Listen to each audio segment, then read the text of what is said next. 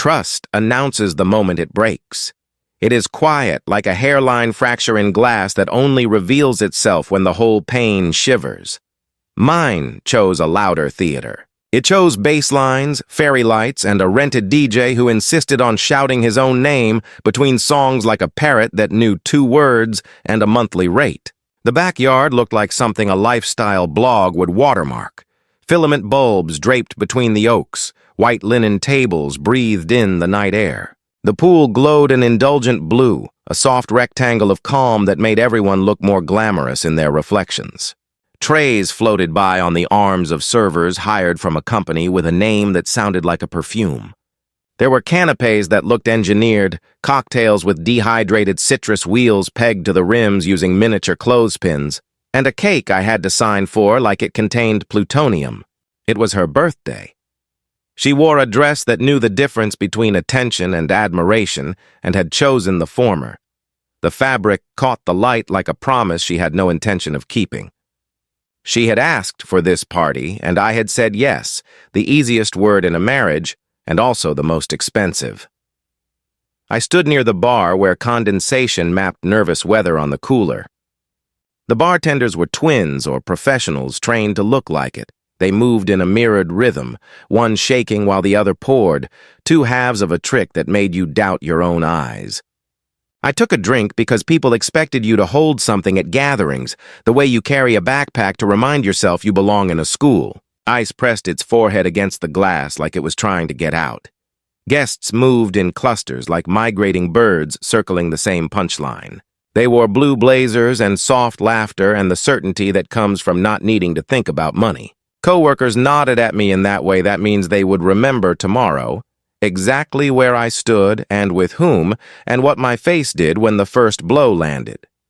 She tapped the microphone. Not a tentative tap, a practiced one, a little theatrical, the sound of metal admitting there is no such thing as humility on a stage. Heads turned. Conversations sliced in half and laid neatly across tablecloths. The DJ, perhaps sensing a rival, turned the music down and adjusted the spotlight so it made a road of brightness from her shoes to the lip of the pool. "Everyone," she said with a gracious laugh I recognized as a costume. "Before we cut the cake, I want to appreciate my husband." I felt the collective swivel. Appreciation is a word that travels with handcuffs when used in front of a crowd. My cheeks assumed the shape of a smile without consulting me. In my experience, computers are not the only things that perform automatic processes when triggered. She gestured toward me with the hand that held the microphone. The other hand found Adam's forearm. That touch was a sentence with most of its vowels removed, essential meaning kept, the rest hidden inside breath and bone. He stood a step behind her, taller by a head, the type who unbuttons 1 extra button because the mirror never learned to say no. His grin was not cruel yet. It was anticipatory, like a man who had already smelled the dessert. She went on. "Ethan is the most trusting man. He believes in me completely. He's so sweet that he never questions where I am or who I'm with." She let the crowd laugh. "I mean, if I asked him for our passwords to buy a diffuser, he'd hand me the whole spreadsheet." The laughter came in ripples. Not everyone, just enough. Laughter in crowds is like electricity. It looks for the lowest resistance path to ground. I felt a small, embarrassed warmth flood my ears. My hand tightened on the glass until the ice chimed. "He's a puppy with a PhD in Gullible." That line landed the way it had been rehearsed in her mirror, a neat little trapdoor installed under my name. Even the hesitant chuckles joined, because it was easier. Adam's laugh cut through, rich and confident. He put his palm on the small of her back. She did not remove it. She tilted the microphone like a wine glass. "To husbands who never see what's right in front of them." The second wave came warmer, freer. People love permission. The spotlight hit me in the eyes. I blinked once and kept the expression. Somewhere a champagne cork misjudged its exit and cracked against a lantern, a tiny panic that nobody noticed. I lifted my glass in a tiny salute as if this were all the normal affection of marriage done under lanterns. My smile lived exactly at the corner of my mouth. It felt like a sticker applied to skin still damp. What none of them saw, because people prefer the surface, was the small, reliable machine inside my chest humming at a calm, unflustered frequency. It is the same hum you hear in a server room. Climate-controlled, no drama, just uptime. She was not wrong about my trust, only about my blindness. Trust for me is not the absence of verification. It is the agreement that verification is unnecessary. When that agreement starts to wobble, my work brain wakes. The part of me that builds audit trails and catches packets mid-flight and knows that deleting a message is a ritual for the guilty, not an erasure. The part that labels a camera feed like a librarian with an emergency. It had been small things at first, a new perfume with notes that did not belong to our house. Showers taken the moment she returned from a quick errand, like she had to rinse a story before it dried. The way her phone learned new reflexes. Turning over, staying face down, clinging to her as if it needed a heart to beat, I asked, gently. And she performed irritation convincingly, like a woman who had paid for lessons and wanted to demonstrate her range. "I am allowed friends," she said, and I agreed, because she was, and because agreement is quicker than argument. Agreement leaves fewer fingerprints. I ordered the first camera that night. A compact cube with an innocent face and a better lens than it admitted. It arrived with a smiling instruction card and a promise of easy setup. I did not use the easy setup. I never do. I assigned it a name unrelated to what it was. I set its IP outside the range a lazy scan would notice. I established a separate VLAN for devices I did not trust and then put the camera there, a joke that only I would find funny. I configured storage to a location nobody could discover by stumbling, mapped to a share whose credentials lived in a password manager inside a virtual machine that pretended to be dull. Then I hid the camera where only a meticulous eye would suspect deliberate sight. And then 3 more. Not indulgence. Coverage. The foyer mirror. The hallway shelf with the framed photos. The den's abstract sculpture that looked like a minimalist wishbone. Each angle chosen like a chess move that would not reveal itself for weeks. When the first clip arrived, it was nothing. 2 minutes of silence. A plant moving because the AC remembered it was summer. Her voice on the phone, soft and kind. The voice she used for broken things that weren't me. I listened, marked the time, stored it with a name that would make sense later. Suspicion is not evidence. Evidence is patient. Backyard laughter tugged at my sleeve. She handed the microphone to a friend who began the standard lore of birthdays, childhood embarrassments and stories of desserts and diets and desire disguised as compliments. People laughed with relief. Relief has a flavor. It tastes like mint. I drifted through the groups like a ghost who knew the house when the walls were studs. People stopped me for charming little collisions of conversation. "You did such a wonderful job with the lights," someone said.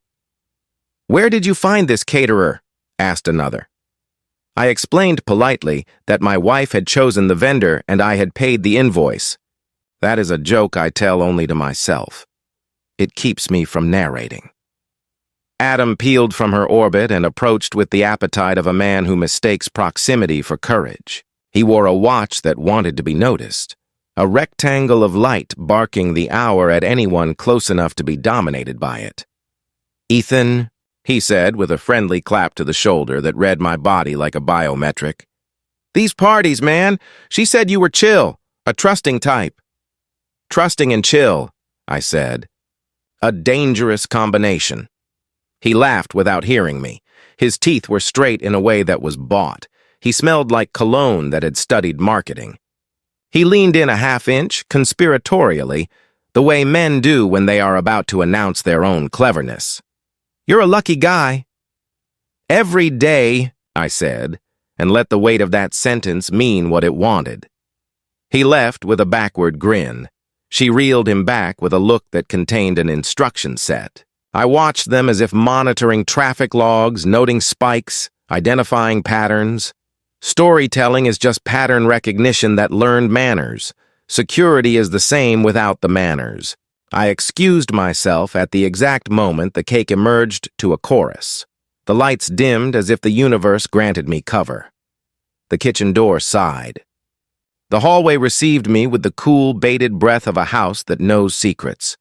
I moved past framed photographs where our smiles had once fit like key and lock. I had arranged those frames with a level, not because they needed to be even, but because perfect lines suggest a story that cannot be spoken out loud. My office is a modest room by the laundry, a choice that had seemed practical when we renovated and now felt like a bunker. The monitors slept, each with its own dim constellation of status LEDs. I woke them with a tap. Screens bloomed into quadrants, timelines, thumbnails that pluralized the house. Feeds waited with the stillness of hunters. The interface is simple because I am the only one who uses it. The folders are date-stamped with a syntax too boring to invite exploration. A boring naming convention is a moat. Audio rolled first, the ambient hum of a day earlier in the week. The camera by the mirror caught a slice of evening. She stood with a towel on her head, phone between shoulder and ear, hands busy making the face the world would accept as default. "He won't notice," she said, laughing softly. "He never does." I labeled it with the time and an emotion I did not type. The hallway clip called up a different night. The door opened with the intimacy of a routine. Adam's shoes crossed the line. The angle I had chosen rewarded me with exactly what I had predicted. Not everything. Enough. I did not look away. That is important to say. People assume the wound sends the eyes somewhere else. In my work, you learn you cannot prevent the attack you refuse to study. So I watched the intimacy with the same breath I used to watch buffer overflows and brute force attempts. I cataloged the carelessness. His hand on the banister. The way she checked nothing because she believed nothing could see her. People like to think lies vanish in unlit rooms. Cameras disagree. Down the hall, the party swelled. Voices gathered for a chorus. Someone sang off-key with passion. The house flexed around the sound like a lung. I scrolled through timestamps, patient, calm, a surgeon measuring where to cut. The story organized itself on the screen. Monday, 7:42 p.m., text message visible in the mirror. Come by after 9. Tuesday, 9:11 p.m., car headlights sweep the wall. Thursday, 8:03 p.m., the laugh, that private one, like paper being torn delicately. Each clip is a stitch. Enough stitches make a seam. Seams pull. I did not rage. Rage is noisy and accomplishes little. I did not cry. Tears are an expression I save for art. I had the oddest sensation instead, like I was a witness at a very small trial in a very quiet court where the judge never raises his voice. Evidence did its work without flinging itself about. Her voice from half an hour ago replayed itself through me. Two husbands who never see what's right in front of them. The line acquired a sheen of irony so bright it might have been visible from space. I minimized the feeds and opened the plan I had been drafting in a file with a name I use for budgets. It was a map, not of revenge, but of clarity. Mild justice, scaled for a conscience that still preferred clean hands. Password changes queued in a list. A calendar note for a counseling appointment that would be offered like a rope. A copy of the prenup, annotated, not because I intended to weaponize it, but because knowledge reassures the frightened parts of the brain that like to catastrophize. A script of sorts for how truth could be revealed without shouting. Public humiliation is tempting. Private truth is stronger. She had chosen public mockery. I would choose the opposite. Opposites have more power than mirrors. I closed the file. The screens returned to their grid. In 4 rectangles, the house breathed. Outside, the crowd cheered at an event I had not attended. I imagined the candlelight making wishes look plausible. I imagined her lips shaping the air to extinguish them. I imagined her thinking she had won something that was never a game. My phone vibrated on the desk. A polite insect. A message from her. "Where are you? We're about to do photos." A second later, "Don't hide, people are asking." The subtext was always a helpful friend. I typed back, "On my way." I took one last look at the monitor by the mirror, at the version of the home that told the truth better than our mouths. I saved the open clips to a fresh folder, duplicated the archive to the encrypted drive that lives inside another box, disconnected like a monastery. Belt and suspenders, as my mentor used to say. Overkill, said no one after a breach. In the hallway, I paused at the framed photo of us taken on a beach where the wind knew all our names. She is squinting into the sun, hair alive, my hand on her shoulder in a way that already knew her height. People call this nostalgia. I call it metadata for a feeling I cannot retrieve. I stepped back into the kitchen, heat pressed against me with the hospitality of ovens. A server balanced a tray of champagne flutes like a juggler who had finally grown tired of applause. Through the French doors, the backyard resembled a still from an ad for lives that do not leak. She stood amid friends, the birthday girl in her intended light. Adam hovered, useful as a shadow just before a thunderstorm. As I crossed the threshold, she saw me, and her face arranged itself into the affectionate version she liked to wear on camera. Her shoulders glided toward me. "There you are," she said for the audience, and kissed my cheek with precision. "Trusting as always," she added, low enough for only me. I used the smile again, the small one that hid the algorithm. "Always," I said, "and thorough." Her brow twitched, a bird startled by a window it could not see. She recovered so quickly that only someone who reviews footage frame by frame would notice.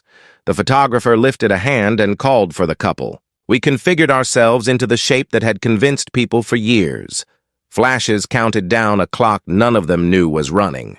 I let my arm settle around her waist where his hand had been not long ago. Through fabric and fabric, my palm met the warmth that had called him.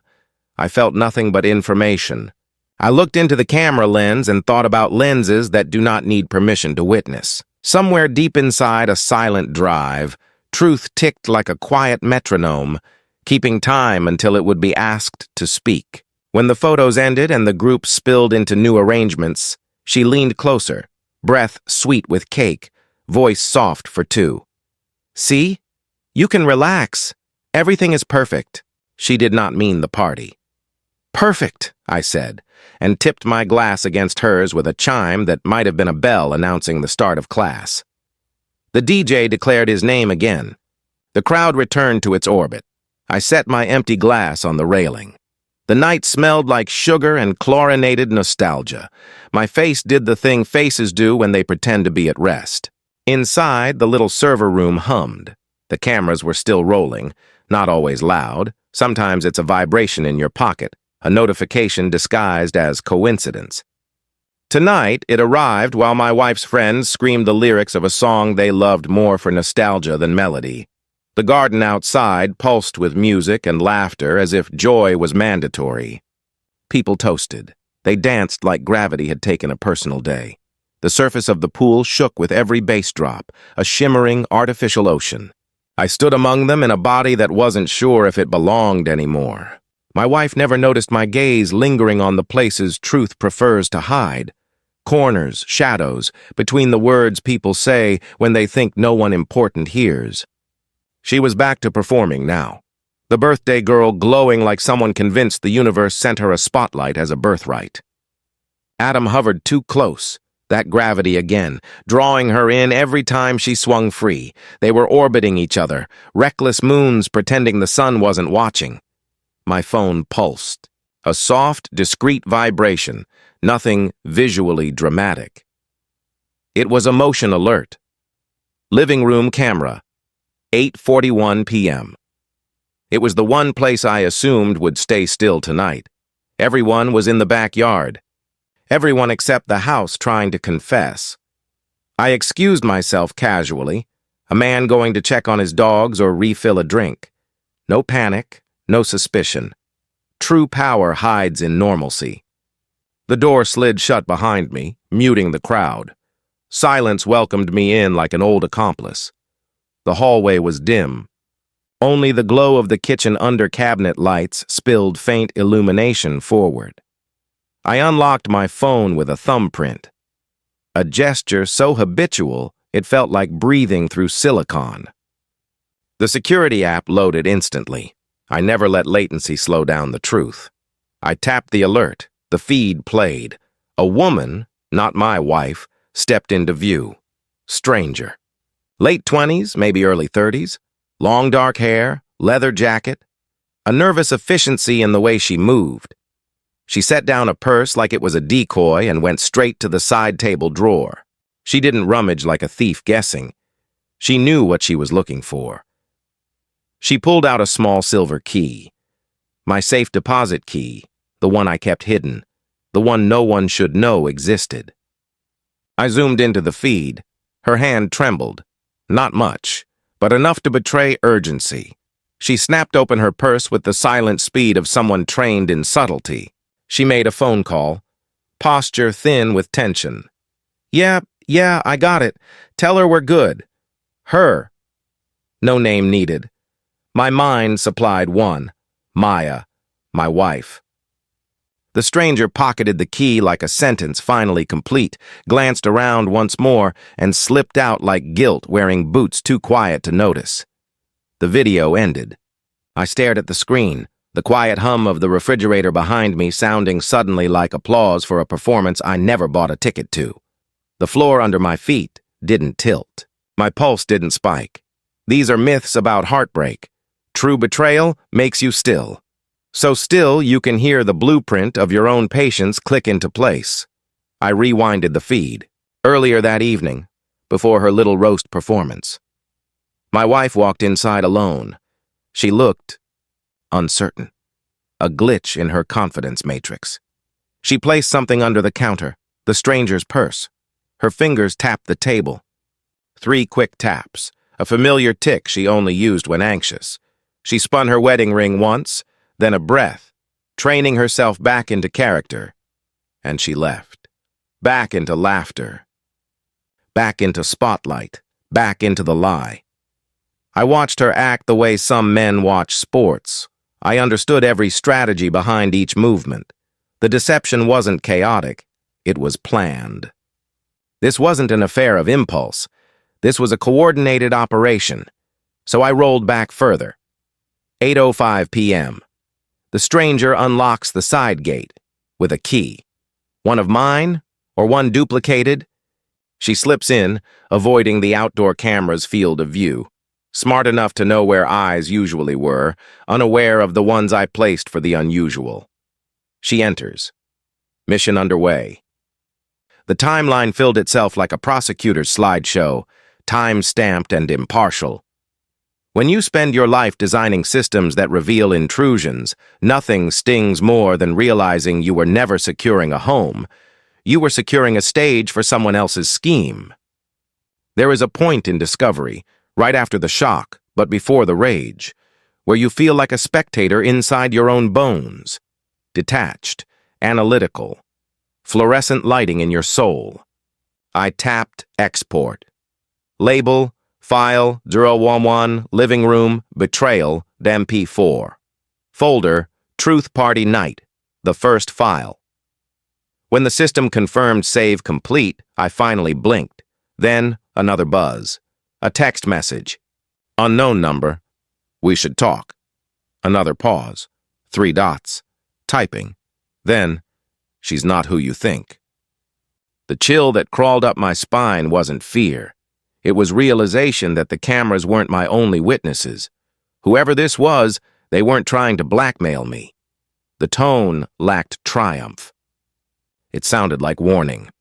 Ping. A location pin dropped onto my screen. Old downtown parking garage. Level 4 midnight. No explanation. No threat.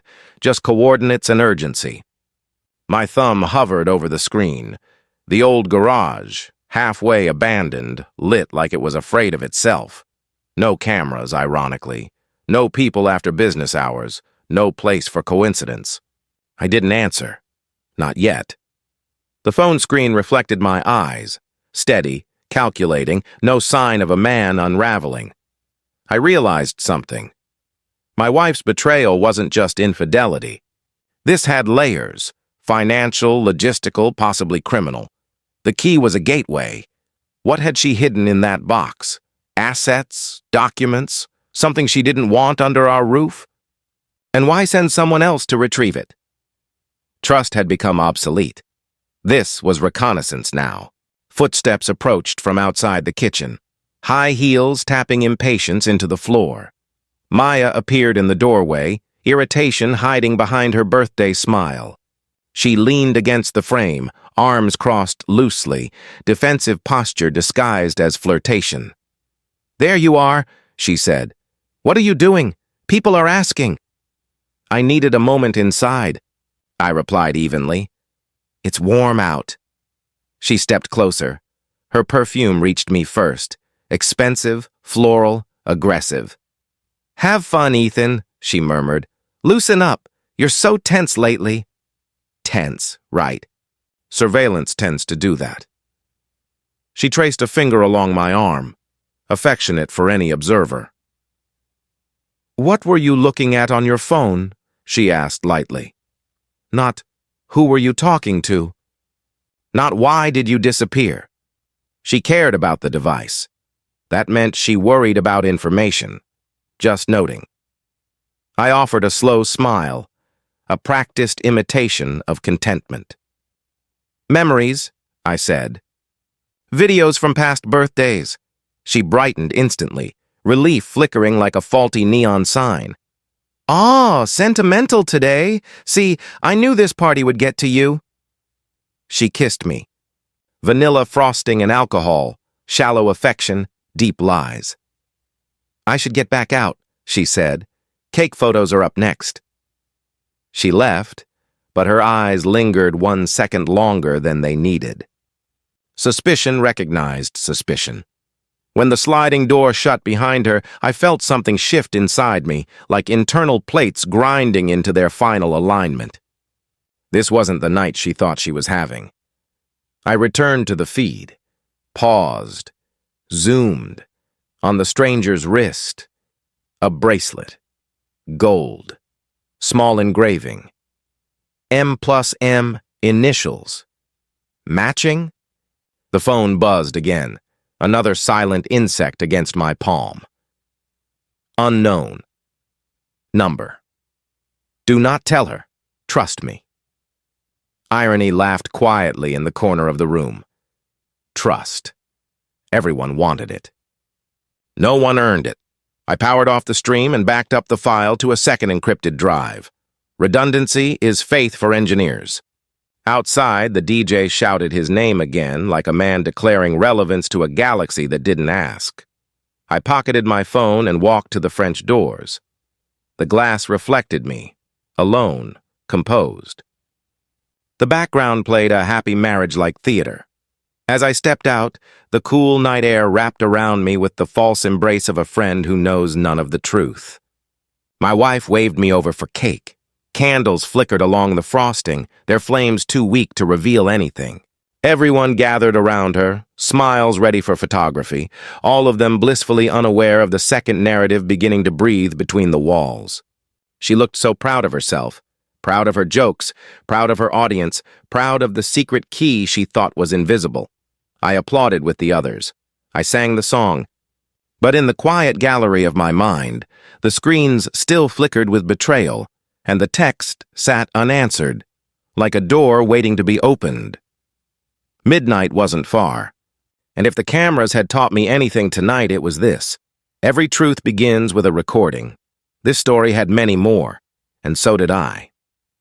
When you stare at a house long enough, it begins to tell you which rooms keep secrets and which rooms hoard them. Some homes keep their sins behind the dryer, others stitch them into the upholstery. Mine had been stitching for months, but only the cameras had kept a neat ledger.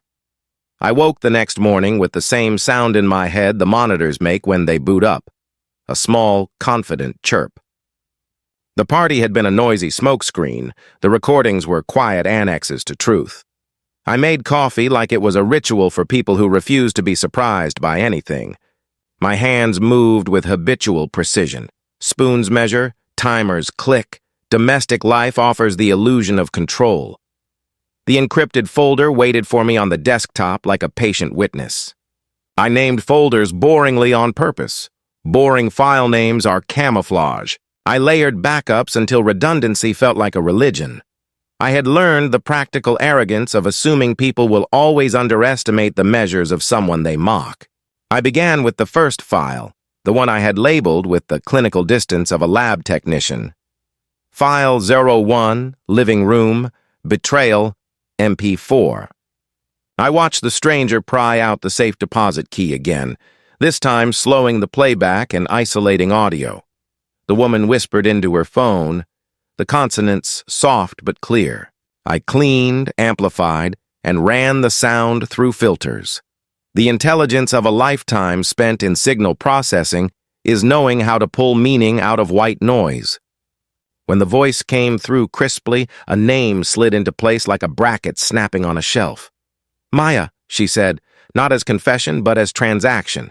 That instant turned suspicion into a workable hypothesis. If this was a plot, it was more elaborate than romantic mischief. I started to inventory possibilities the way one catalogs forensics. What could a safe deposit box hold that would change someone's life? Deeds, titles, passports, copies of corporate agreements. A life insurance policy. The word sat there in my head, heavy and finite. I moved to the den camera feed, the one I'd placed with a flattering angle at the bookshelf. If you wanted to hide intent, hide it where the story expects to find nothing. The den is where the household narrative sleeps, books, a lamp, the subtle architecture of ordinary life. Footage showed her alone on Tuesday night, sliding a thick envelope from between volumes on the second shelf. She padded to the desk, the lamp painting halos around her wrists. She examined the contents. A stapled packet, official-looking, stamped, the kind of paper that wears authority like a coat. She glanced at the clock. 11:47 p.m. The time of people who are not merely late. They are deliberate. I zoomed. The header on the top page was clear enough to make my stomach do a polite flip. Life insurance policy. Policy no. 84-21-9XXX. The beneficiary line read, M. Clark, signature, E. Thompson. Her eyes fluttered. She traced the signature with a finger like someone reading a map they did not mean to follow. Then she took out a pair of scissors, slid the corner from the policy as if removing a corner of paper would unravel a consequence, and placed a sticky note over the corner with a hand-scrawled notation. Change beneficiary? Ask AD. AD. Adam. The name landed like a puzzle piece. I slowed the footage. My chest stayed calm. Rage is theatrical. I had no appetite for theater. I had appetite for structure. If there was a life insurance policy with my name signed on it and her listed as beneficiary, that could explain a lot of late-night urgency and discreet trips to bank boxes. Insurance is a language of futures. It can be purchased by those with an eye for outcome. I rewound again, watching the way her lips moved when she read the contract aloud. Small mutters. Planning murmurs. The camera caught the way she folded the paper and slid it into a hard-shell portfolio.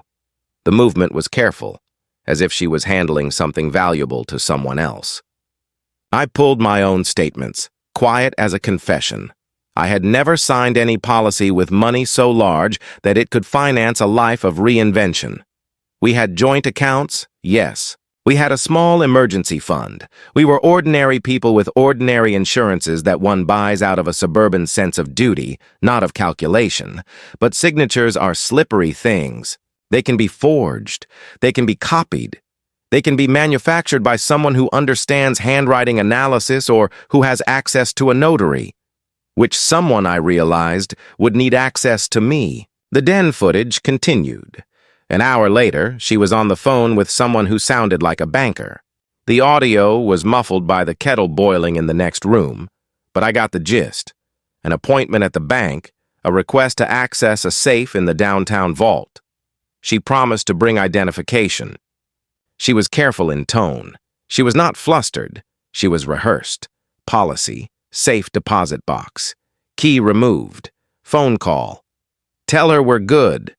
Stranger retrieves key. Somebody else will use it. I dove deeper into the logs. I cross-referenced the bank transaction history I'd set alerts for years ago because I used to think over-preparedness was the same as paranoia. Small cash withdrawals here and there were normal, but 2 days earlier, a transfer, $15,000 from a joint account into a shell account in a name I did not recognize. The transfer originated at 11:34 p.m. The recipient name had been scrubbed by an intermediary bank. Compliance, the bank help desk would say. We cannot disclose. Compliance is often code for convenience. It was all starting to smell like architecture. You can smell systems when you know how they are built. I opened my backup drives and pulled up the voice logs from the living room entry over the month. There were patterns, calls at odd hours, a repeated name in the background that matched the bracelet initials I had seen on the stranger, M+M. I wondered if there were two Mayas, if the engraving was a stunt, or if the bracelet belonged to someone else entirely. The camera angles had a wayward sense of humor, revealing details to those willing to pause and listen. 2 nights earlier, the den feed recorded Adam visiting our house after a business dinner. He stayed 30 minutes pacing, tapping his phone with a finger that looked practiced at deceit. They argued softly. I could not hear the words until I sharpened the audio. He said, "You promised the payout distribution would go through before the divorce assets were inventoried. The trust is in my name for now. I'll hold it." Her voice. "And he must look like an accident. It has to be clean." The phrase hit my eardrum and became a cold stone. Clean, accident, payout. The camera caught Adam's thumb over his mouth, considering. There was a slouch in his shoulders that told me he had been miscast as a lover in a drama he now suspected might be a tragedy. He looked briefly like a man calculating his own cut.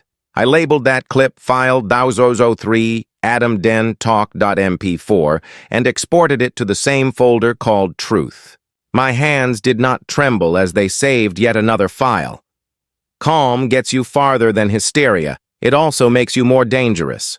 If she intended to make my death look like an accident, orchestrating the life insurance, changing beneficiary, forging signatures, leveraging a safe deposit for documents, all of it fits a mapped plan.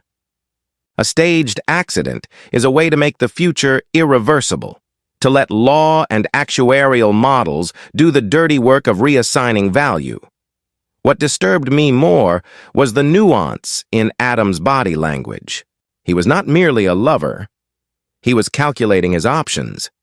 He had promised to hold assets in trust. "Hold it," he said, not an ally's word. Someone who holds a thing can hand it back, sell it, or hide it. Holding is leverage. And the line in the footage where Adam said quietly, "We split, then I cut you in after it's over." That line clarified why his grin at the party had been greedy and anticipatory. He wasn't only part of an affair, he sensed a future being built and wanted floor plans for his own life inside it. Double cross. It fit a classical rhythm. The manipulator who plans, the accomplice who sees profit, the lie that blossoms into an estate. He was not a pawn. He was a dealer who wanted to shuffle the deck in his favor. I started to assemble an inventory of vulnerabilities, the police file from our last harmless property dispute, the lawyer's contact she had used when we consolidated accounts, which she'd told me was routine. I found a notarized document requesting a change of beneficiary, dated and awaiting signature. At the top of the draft, someone had typed my name and printed a signature that looked very much like mine. But my handwriting has idiosyncrasies. The loops in the E on the fake one were wrong. The T in my last name didn't cross high enough. Forgers miss the small eccentricities. They copy the broad strokes and lose the personality. I printed the 2 signatures, placed them side by side under the lamp, and compared like an analyst comparing fingerprints. The forger had studied me. He had access to old checks. He had time. Time is currency in conspiracies. When I scrolled through Adam's message logs on a device he left on the couch the night he visited, I'd set a camera angle there on purpose, knowing men talk too freely when they think they are intimate. I found a message that made me pause longer than anything else had. sent by Adam to an unknown number. Tonight's the test. She's nervous. If he suspects abort, we split 60-40. I get 60. The simplicity of the text was obscene. He had been bargaining, not for love, but for greed. He had modeled his life on percentages. Greed is often a cleaner motive than murder because it leaves a rational ledger. You can foresee payroll. You can allocate. I played the clip again of them in the den. Adam's mouth formed words that, when isolated, read more like a deal than like a lover's reassurance. I told you. After it happens, we're set. The trust is in place. The accounts funnel. It's all algorithmic. Algorithmic. The word had a sterile cadence to it, like they were outsourcing their conscience to models and spreadsheets. People who talk about algorithms to sort morality often feel no moral weight. I stopped the footage and sat in the quiet hum of my office. Outside, the street made its ordinary noises. Inside, a plan was unfolding that would see me erased from more than our bed. It would remove me from possibility. I thought of the night she joked about my gullibility on stage. The crowd laughed at a husband they convinced was a joke. That had been the first test, social humiliation to gauge reaction.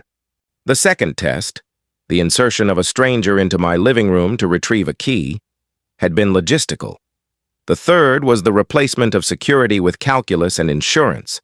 I had witnesses and hard drives. I had time-stamped footage. I had financial anomalies. I had Adam, who planned to cut her out after the accident. But what I did not have was proof that the accident had a date, until I found the calendar. She kept a small planner in the back of the portfolio where she stored the insurance packet. I watched her pull it out the night before and slide a small sticky note into a page. I hadn't read the note through the camera, but I could. I enhanced images. The sticky note read simply, "Next week, trip. He'll be gone. No time. No method. Only intent. Intent is a soft thing. It can be argued away. But intent with architecture, key, policy, transfer, third-party handler, becomes dangerously concrete. I labeled the folder, Truth Party Night Architecture, and dropped every clip, document, transfer notice, and text message into it.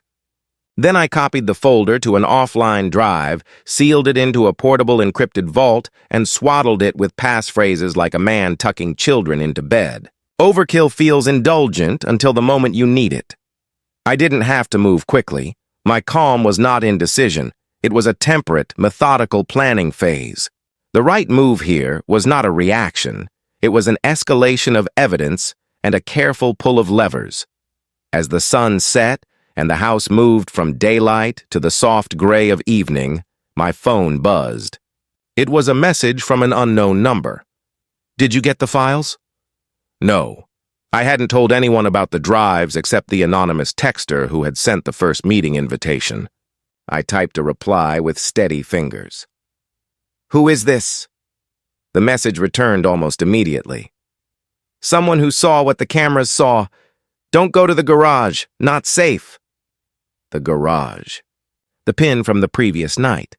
Midnight. I let the message sit. If someone had seen the same footage and reached out, either they were an ally or a manipulator. People who show up in conspiracies often want something. The unknown texter could be a scapegoat seller, a mercenary, or a friend without the courage to reveal their face. But there was one more file I hadn't opened yet, a little thing in the corner of the den feed, the one I labeled file-04 smalltalk.mp4.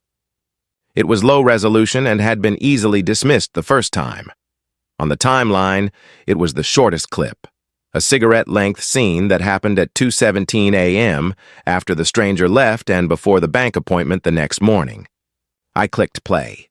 The den door opens. Adam leans in, voice low. "It's scheduled for Tuesday. She'll be alone. My car will run out of gas on purpose. A simple, staged breakdown. Roadside, witnesses, and plausible. We call it an unfortunate accident." His voice was calm, rehearsed. The camera's angle was bad, just a sliver of his profile, but you could feel the architecture of planning in every confident syllable. Across from him, a softer tone I recognized as hers answered, "Make sure you get the paperwork done. I don't want complications." He laughed low. "You worry too much. I'm already thinking about where we invest." The clip ended. My mouth went dry in the kind of way that carries information, not panic. I sat back, eyes fixed on pixels like a man who'd found a map with an X. The map told me the storm was nearer than I had thought. The architecture of disappearance was not hypothetical anymore. It had timetables, tactics, and people eager to collect what remained. I closed the den door softly, as if the house needed privacy still. Outside, the streetlights blinked on, and the neighborhood resumed its habitual complacency. Inside, I had decisions to make. I had evidence sealed in drives. I had an accomplice whose loyalties were divided, and a wife whose plans had graduated from petty cruelty to lethal imagination. And I had, finally, a date in black ink, a sticky note that said plainly, "Next week, trip. He'll be gone." When someone decides to plot your erasure, the first humane step is to make sure you are not alone. I picked up my phone, opened the contact list, and hovered over numbers that used to be merely convenience. Lawyer, accountant, a trusted friend who owed me more than pleasantries. My thumb hovered and then moved. I called the one person who taught me the difference between being proven right and being prepared. A man from my past who once told me, "Evidence is a promise. Keep it loud enough that the law has to listen." He answered on the second ring. "I have something you need to see," I said, quiet and steady. "Where?" he asked. "Soon," I replied. "And bring a recorder." He asked no questions. People who have been around long enough to hear how the world ends don't ask soft ones. They arrive. I hung up and opened the encrypted folder once more. The drives were waiting, obedient to the command a calm mind gives. I labeled a physical thumb drive with a sober marker, "Evidence. Do not open," and slid the files into it. Outside, somewhere in the dark, a car engine started. The night reeked of ordinary errands. Inside, the monitors blinked like patient witnesses. The calendar's sticky note still read, "Next week." The architecture was done. The scaffold had been erected. Now it would be a matter of taking the right, legal, irreversible steps to expose it. Steps that would not require me to become what they were planning. I saved the last clip, shut down the monitors, and stood in the dark of my office for a long time, feeling the cool hum of servers against my back. I thought of stairs, of cupboards, of the banal geometry of domestic life they planned to weaponize. I thought of how someone could look at a marriage and see only assets. My thumb hovered over the text thread with the anonymous contact again. "Who are you?" I typed. "Bring proof to the old cafe on 5th at noon. Come alone," the reply read. "And if I don't," I added, "then you might not have time." The message hit like a new kind of weather, a threat disguised as help. I pocketed the phone. Next week was waiting on a sticky note. Midweek could mean nothing or it could mean everything. I made coffee again because rituals keep you steady. I washed the mug and placed it on the desk next to the sealed drive. I did not sleep that night. Instead, I drafted an email to my lawyer and hit send with the sort of calm resolve that can be frightening. Some strategies are quiet, some are loud. Tonight I would be both. The monitors were dark, but the house was not. The cameras had done their work. Now I had to learn how to leverage witnesses without becoming an actor in someone else's tragic play. When you discover someone is building your disappearance, the first humane act is to make sure you will still exist after the reveal. I placed the thumb drive into a padded envelope, addressed it to myself, and added one more file to the folder, a short recording of my voice reading the timeline, the transfers, the names. A legal breadcrumb. Evidence as a promise. I wanted mine to be ironclad. I sealed the envelope, slid it into my jacket, and left the house in the quietest step I could manage. The night smelled ordinary. The plan smelled unfinished. The cameras had done their job. They had shown me the scaffold. Now I had to dismantle it. Cafes are made for secrets. Steam rises to blur faces. Cups touch saucers softly enough that guilt can pass between them without drawing attention. By noon, the place on Fifth had filled with the kind of people who make deadlines sound like exercise. The bell on the door offered a ceremonial chime to every small entrance. I sat with my back to the wall and the window at an angle, a habit left over from server rooms and audits, and all the places where visibility equals control. The thumb drive sat in my jacket like a second spine. I had made 3 copies before leaving the house. 2 were already elsewhere, sealed and labeled in the dull terminology that keeps important things safe. Redundancy is what you give yourself when you cannot guarantee mercy. She arrived 5 minutes late. The stranger from my living room wore a different jacket today, denim instead of leather, and a face that had not slept well. The bracelet was the same, small gold plate, M+M. When her eyes found me, they scanned me like a barcode. She crossed the room and sat without asking, relief and fear shaking hands in her posture. "Your text," I said. She nodded. "I know I shouldn't have, but I needed to." Her voice had a careful weight to it, like each sentence was a threaded lid she screwed on tightly before passing to me. "You were in my house," I said. No accusation. A fact offered to a table that had room for several more. She did not flinch. "I was. I took the key. I put it where I was told to put it. That was wrong. I am trying to make it right." "Who told you to do it?" She looked at the window, then back at me, then at the window again, as if truth preferred natural light. "Adam. But he didn't recruit me directly. He used someone I know." "Your initials." I nodded at the bracelet. "M and M." Her mouth twitched. "Mira Malik. The other M is my son, Milan." She touched the bracelet as if to confirm his existence through metal. "Adam knew I needed money. Said it was easy. Said it was to help Maya leave an unhappy marriage. He was very careful with the words he chose. Unhappy marriage." The phrase hung there, flavorless. "How did you get a key for the side gate?" I asked. "They gave me a copy. Adam said you never lock it if the gardener comes early. He's been to your house. He knows patterns." "He knows what he thinks are patterns," I said. "Tell me why you texted me." She reached into her bag and pulled out a small envelope, the kind you buy when you intend for things to be both portable and unignorable.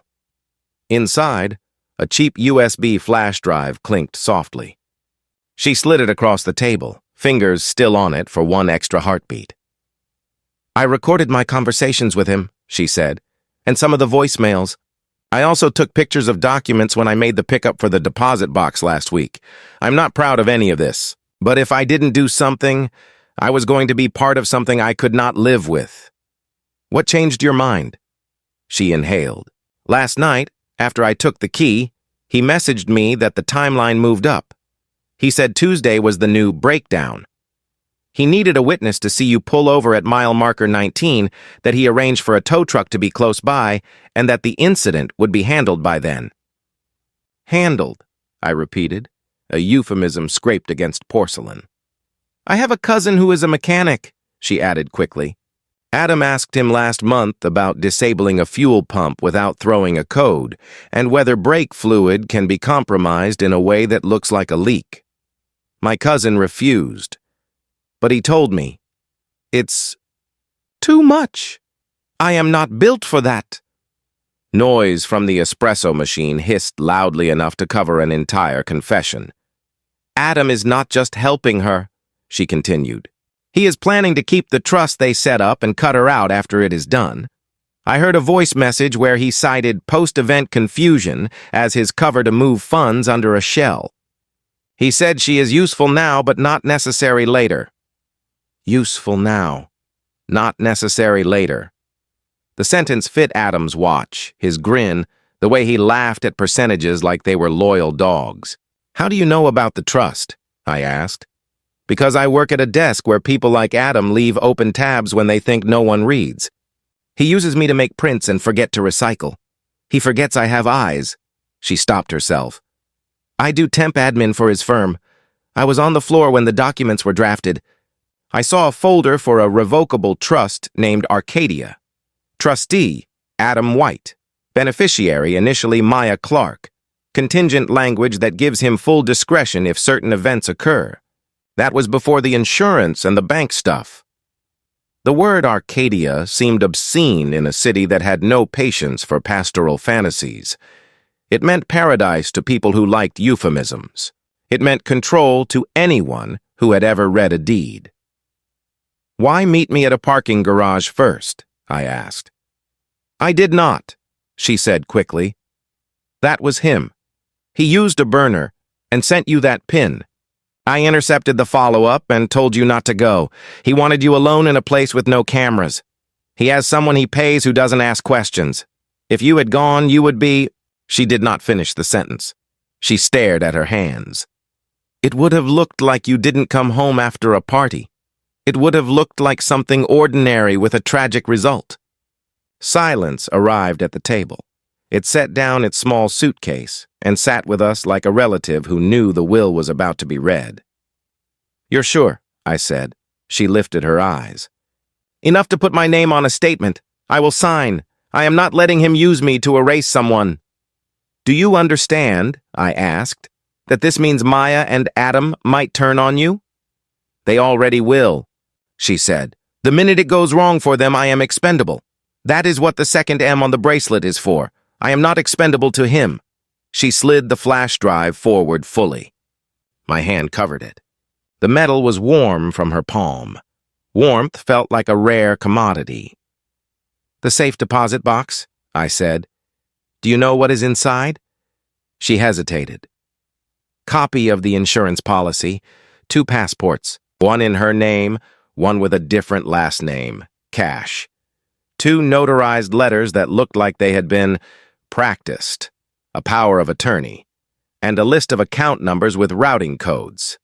Offshore. It matched the Arcadia folder. "How long have you known?" I asked. "A week," she said. "Long enough to choose which person I want to be." A server hovered. We ordered coffee like ordinary people. When the server left, she leaned in and her voice dropped to the register where reality lives. "He is tracking you," she said. "Adam, he put an OBD device in your car 2 weeks ago. It reads telemetry and location. He will know if you go to police. He will know if you go see a lawyer. He won't know if you walk or take a taxi or leave your phone at home, but he will know if your engine turns." I nodded as if she had told me the weather and I had already packed a coat. "I will remove it," I said.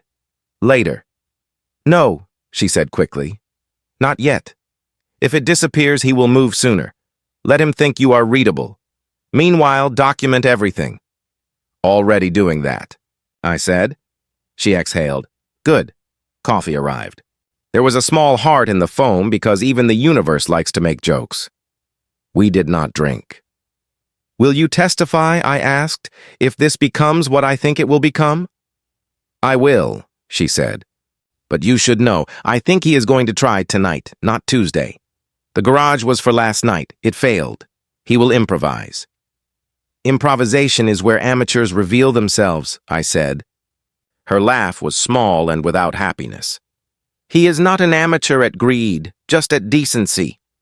We sat without speaking for a moment that held the shape of decisions. Then I slid my own envelope across to her. Inside, a copy of the clips and a written statement template. "If anything happens to me," I said, "this goes to 3 people who will not sit on it. If nothing happens, it stays sealed. Your name stays where you want it." She closed her hand around the envelope. "There is one more thing," she said. "The tow company. The one he planned to happen by." I wrote the plate. They ran the route last week. Practice. Here. She pushed a crumpled receipt with a neat handwriting on the back. LZ4 9QF. "Get a camera on mile marker 19, she added, "even if you are not there." I locked the plate into memory the way one memorizes a password and then pretends to forget. We stood. She left without the flourish of a goodbye. I watched her disappear into the street, small and fast, a person who had decided to be useful to the right side of a story. I stayed to pay. People who rush look like people who are being chased. I did not intend to look like that again. Outside, the sun was decisive. My phone buzzed with an alert as I reached the car.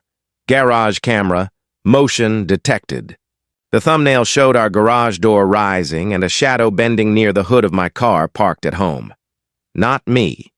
I was 2 miles away. I tapped a live feed. The resolution stabilized. A man's torso, forearms, a cap pulled low. He worked at the front of my car with a focus that did not belong to a neighbor. I split-screened the camera angle from the driveway. Adam's profile flickered at the edge as he looked up toward the street. He wore the greedy grin when he thought nobody watched. They had a spare remote for the garage. Of course they did. Maya knew where everything lived. He lifted the hood. I snapped a screenshot. He reached down where the fuel line would sit and the pump relay hides like a shy animal. Another screenshot. He closed the hood gently, like a man tucking in a child who would not wake up. The feed timestamp stamped each still like a notary who refused to be inaccurate. Then he placed something under the bumper near the wheel well. The camera zoomed automatically when motion appeared.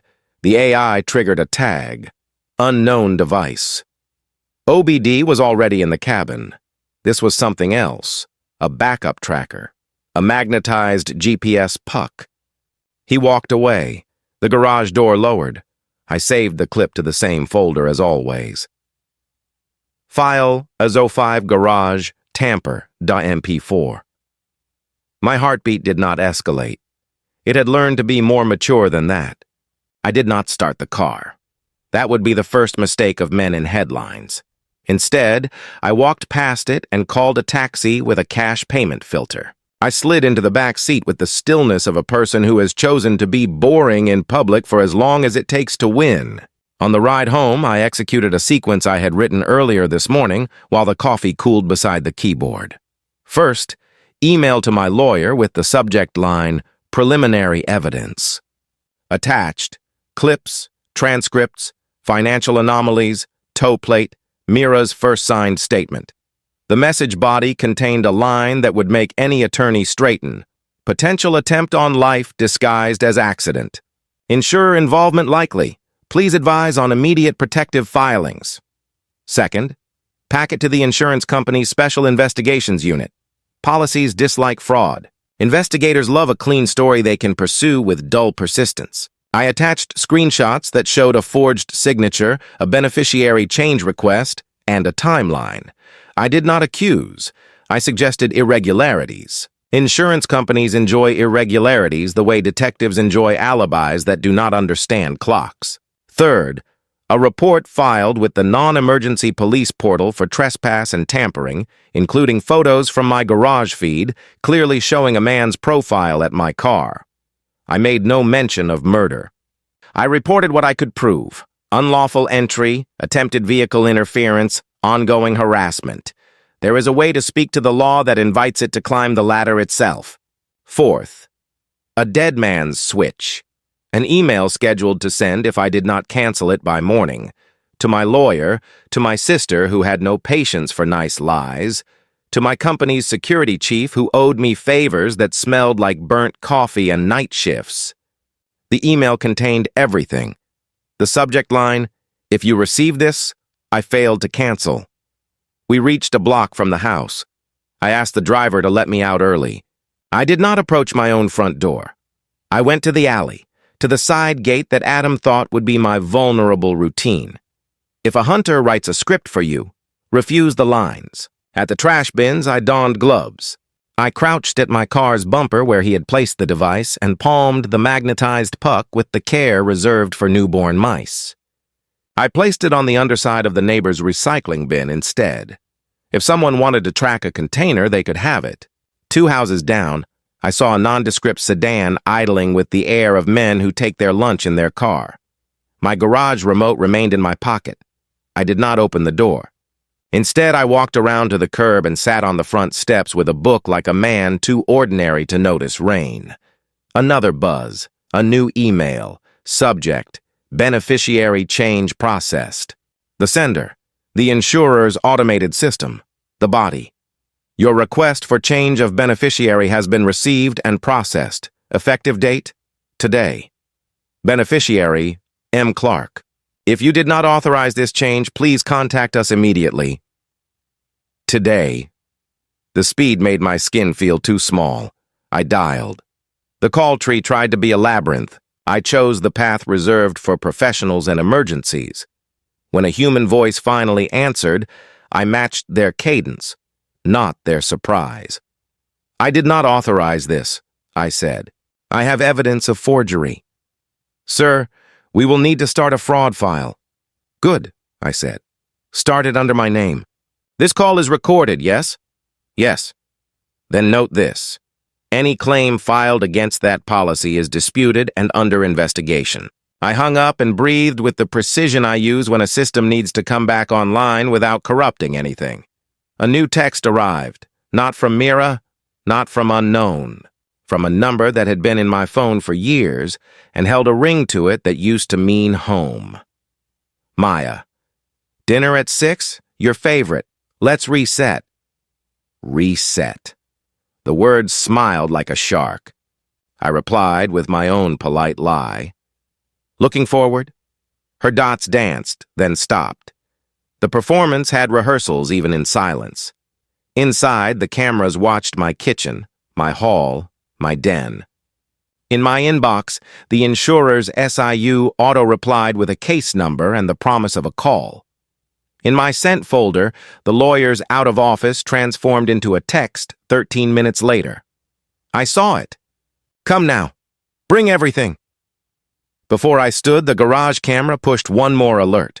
The door opened again. The video showed Maya, alone, stepping into the garage with a small plastic bag. She looked around, like a person memorizing the shape of absence. She placed the bag on the shelf by the paint cans. White label. A brand I recognized without reading. Firestarter bricks. She left quickly. I watched her on the door camera navigate back to the kitchen, normal as weather. I saved the clip as file 06bricks.mp4 and sent it to my lawyer before my finger cooled from the tap. When I finally rose from the steps, my legs did not shake. I was a man with witnesses inside boxes. I was a person who had decided he would still exist after their best attempt to write him out. I turned and started walking toward the street where taxis would not draw attention. As I reached the corner, a tow truck rolled by slowly, letters on its side pretending not to be the plate I had memorized. LZ4 9QF. It headed toward mile marker 19. My phone buzzed once more, brief and insect-like. Unknown. Number. You do not have until next week. I did not look back at the house. I did not run. I moved forward the way a method moves through a plan that is now required to become a verdict. There's a moment in every trap when the animal realizes the walls aren't merely close. They're designed that way. I wasn't trapped, not yet, but the architecture around me felt curated. A husband who trusts, a car that fails, a policy that pays, a wife who performs grief the way some people perform karaoke, loud, off-key, and with sloppy conviction. I didn't rush to my lawyer's office. That would be predictable. Adam tracked engines. Maya tracked behavior. I would give them neither. Instead, I walked until my own footsteps sounded like someone I could rely on. The afternoon sun carved the neighborhood into bold shadows, the kind that make you question what's hidden in the absence of light. I stopped at a corner bakery, a tiny place that smelled like cinnamon and survival. I ordered a tea I didn't want, just so the cameras and receipts would show I had been present in a public place. Alibis are easier to build when you start stacking them early. My lawyer, Franklin Doyle, texted again. "Where are you? I will send a car." I wrote back. No cars, on foot, meeting nearby. No explanation needed. Franklin didn't reply with punctuation. Lawyers treat punctuation like evidence. Always necessary, never excessive. I tilted the teacup toward me and scrolled through new motion alerts. The house was restless. Maya was restless. She moved through the kitchen like a person rearranging excuses. She cleaned where she never cleaned. She checked the garage door camera, twice. She was waiting for me to return to the role she scripted for me. I watched her thumb flick across her phone screen, sending texts that would soon evaporate. Then, at 3:17 p.m., she paused near the hallway mirror, the one with a camera hidden behind its frame. She stared at her reflection too long, breathing like someone coaching herself into a performance. Her voice was soft, but the microphone caught every syllable. Tonight. Just tonight. And you'll be free. He'll be gone. Just act normal. Act normal. The instruction criminals give themselves before they trip. She didn't know I already had the entire script. I exhaled once. Quiet, controlled. Calm is the deadliest weapon in a war where the enemy expects panic. My phone vibrated. Franklin. Sent you a secure meet spot. Key phrase, I refuse the settlement. Just say it at the front desk. The address pinged. A private co-working building with tinted windows, corporate camouflage. Perfect. I finished my tea, left a 20. Generosity makes people remember you, and walked calmly to the address 1 block away. Inside, the receptionist looked like she could file a murder and a manicure in the same appointment. I said the phrase. She nodded once and handed me a guest badge labeled Room C. Franklin was waiting behind a glass door, sleeves rolled up, glasses perched low, a man who saw trouble as a solvable equation.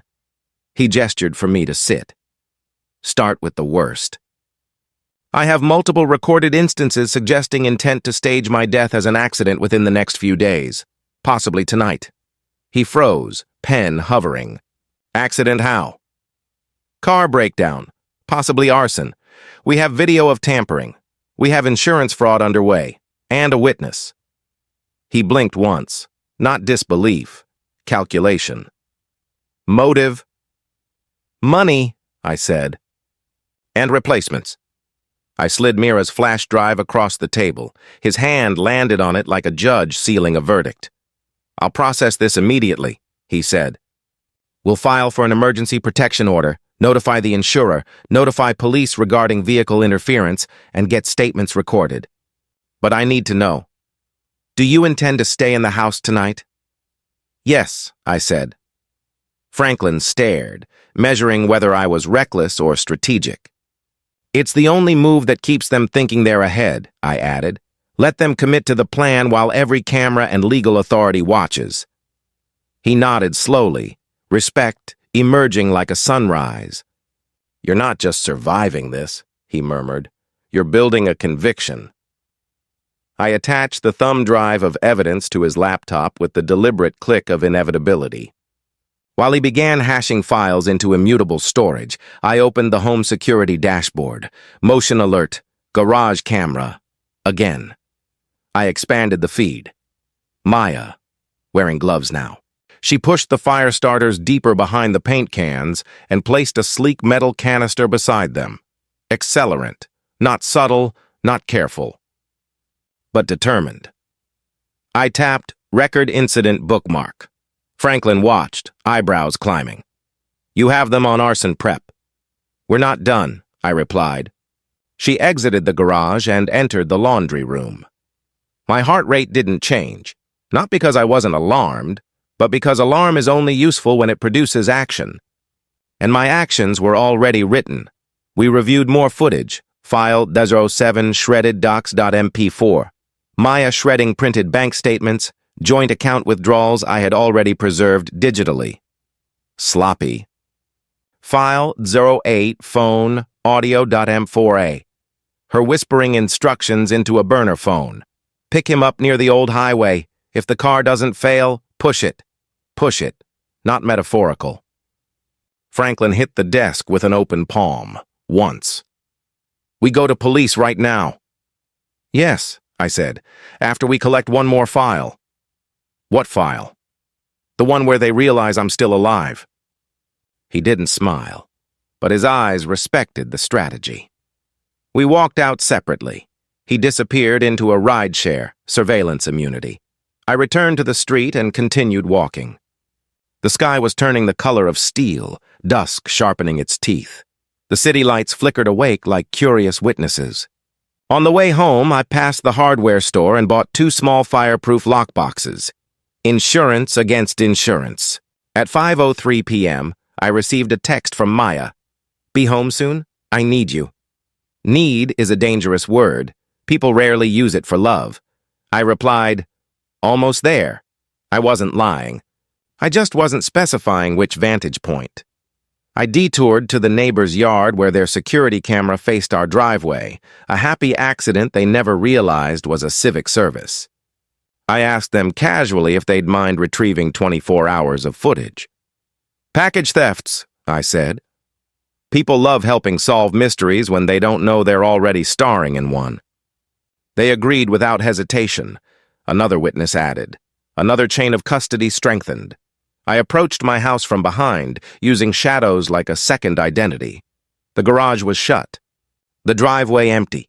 Tow truck nowhere visible, yet. But inside the house? My wife's footsteps tapped a rhythm that wasn't nervous. It was eager. I unlocked the back door quietly, stepped into the mudroom, and checked the den camera feed one more time. There they were. File 09 Deal Point MP4, Maya and Adam. Together. Voices sharp with anticipation. Adam. "Tonight. It's perfect. He'll drive out for dinner. He always does on Fridays. Mile 19. We make it look like skid and flame, tragic fire, oil leak. These things happen." Maya. "Afterward, we start fresh." Adam. "Afterward, we build Arcadia." Maya. "We build my Arcadia." Adam didn't laugh. There's always a point when the double-crosser smells betrayal in the air. He had reached that point. He changed the subject, too smoothly. She didn't notice. Their trust fractured right there. On video. The perfect file. One that would end them before they ended me. I tapped export and placed it into Truth, the last piece.mp4. I didn't step forward yet. I needed one more move. I turned on every camera feed. Audio full volume. The house became a courtroom. Every wall a witness, every hallway a gallery of confession. I walked into the living room, calm as a man walking into Sunday. They froze when they saw me. Shock made them look briefly innocent. A comedic lie. Maya recovered second, quicker than guilt should allow. "Ethan, we were just talking about the party." I raised the remote, one button, playback. Their own voices filled the room. Damning, time-stamped, undeniable. Adam paled like a man whose calculator just told him prison has no executive suite. Maya's palms opened and closed, grasping for a lie that wasn't prepped. I held up my phone, one sentence on screen. "Backup sent." "Both of you," I said quietly, "sit." Fear sat them faster than authority. "You planned my death," I continued. "Car breakdown, fire, insurance payout, and then you two would move on, except you wouldn't, because Adam had already planned to rewrite you out of Arcadia. Greed is lonely, isn't it, Adam?" His mouth tried to form a defense. I let silence crush it. "You forged my signature," I said to Maya. "You planted accelerant, you staged keys, you prepped alibis, all recorded, all backed up, all already distributed to law enforcement, investigators, and legal counsel." Her tears arrived right on cue, always good with timing. I didn't reach for them. Instead, "You called me trusting." I said, "But trust isn't blindness, it's grace, and you weaponized it." They stared. At the cameras, at each other, at the future dissolving like sugar in floodwater. "You two will leave now," I said. "I will call the police once you're gone. And when they arrive, everything you said, everything you did, will already be in the record." Adam stood too fast, panic-tripping clumsy limbs. Maya followed, mascara like ink from a shattered pen. As they crossed the doorway, I stopped them with one final truth. "The difference between you and me is simple. You hide crimes. I document them." They fled. The sensors tracked their exit. The tow truck engine roared and then reversed and drove away. And I simply pressed send. 10 minutes later, police cars, statements printed. Miranda rights spoken. Handcuffs, surprisingly small instruments for such large failures. Franklin arrived. He placed a hand on my shoulder. "You were calm," he said. I nodded. "Calm," I replied, "is what ruins villains." Later, alone in the quiet house, I turned off the cameras, one by one, each lens blinking goodnight. But before I powered down the last one, I looked into it, directly, a testimony for myself. "I trusted the wrong person," I said, "but I trusted the right instincts." Click. Dark.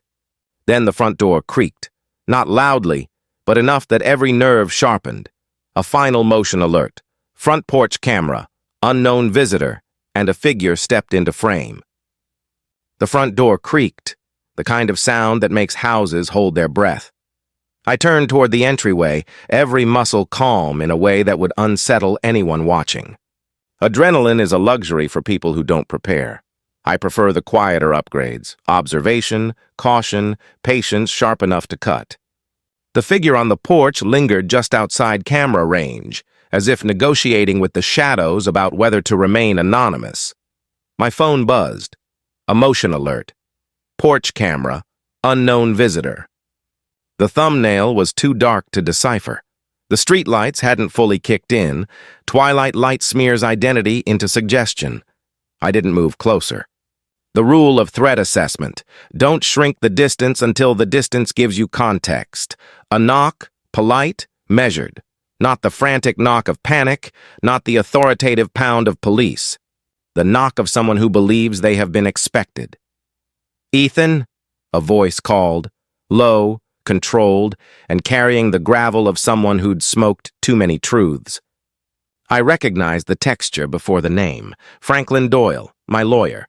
Except he wasn't due until tomorrow for our official appointment. He had left earlier. He had said he would secure filings and coordinate with law enforcement. Why was he back? I unlocked the smart display beside the entryway. The porch camera feed glowed. His face resolved, glasses slightly askew, hair wind-ruffed, expression tight with caution rather than urgency. I opened the door. He stepped in silently, closing the door behind him as if he feared the night could overhear. His gaze swept the room the way investigators do when trying to map an unresolved story. "Is the house secure?" he asked. "Yes." "Are cameras still rolling?" "Yes." He nodded once. Approval. Then he removed his glasses, rubbed the bridge of his nose, and said a sentence no man wants to hear from someone whose job is to protect him. "We need to discuss something before this gets bigger." He sat without an invitation. Lawyers earn that right. Franklin placed a manila envelope on the coffee table, its edges softened by travel, corners smudged with real hands rather than digital fingerprints. "This arrived at my office just after you left," he said. "No return address. Hand-delivered. The courier refused a tip and left without a word." "Anonymous?" I asked. "Very," he replied.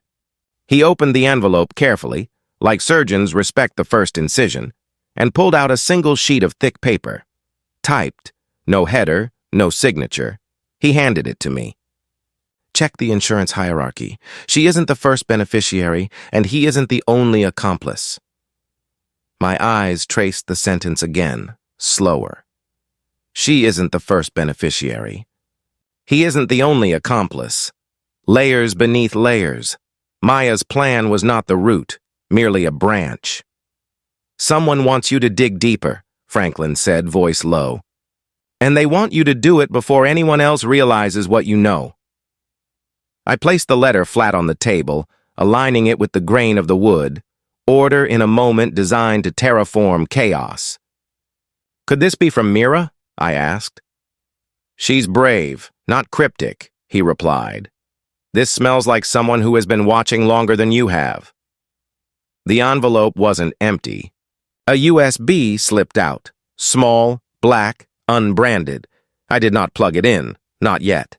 Franklin leaned forward. Do you remember signing any insurance updates? Even minor changes? Anything related to assets, protections, trusts? No, I said. Then someone forged beyond the policy we saw. He tapped the letter. Insurance hierarchy, he repeated, meaning primary beneficiary and contingent. And then it clicked, a cold, precise alignment in my mind.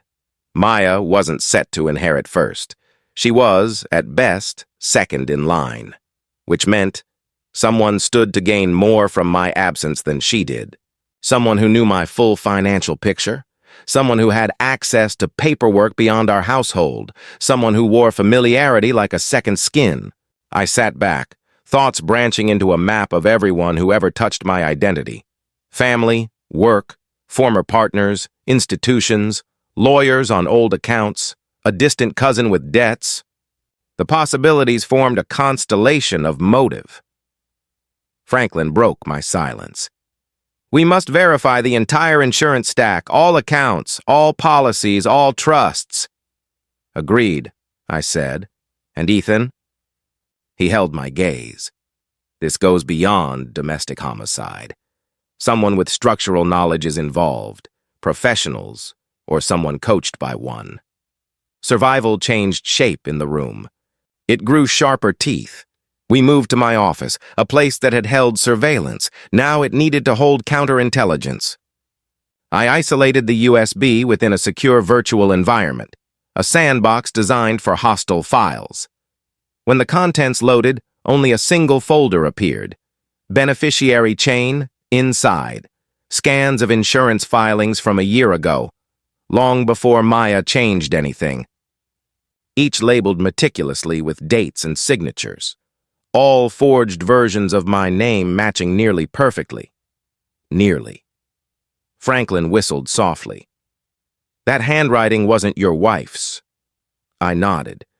She isn't careful with loops.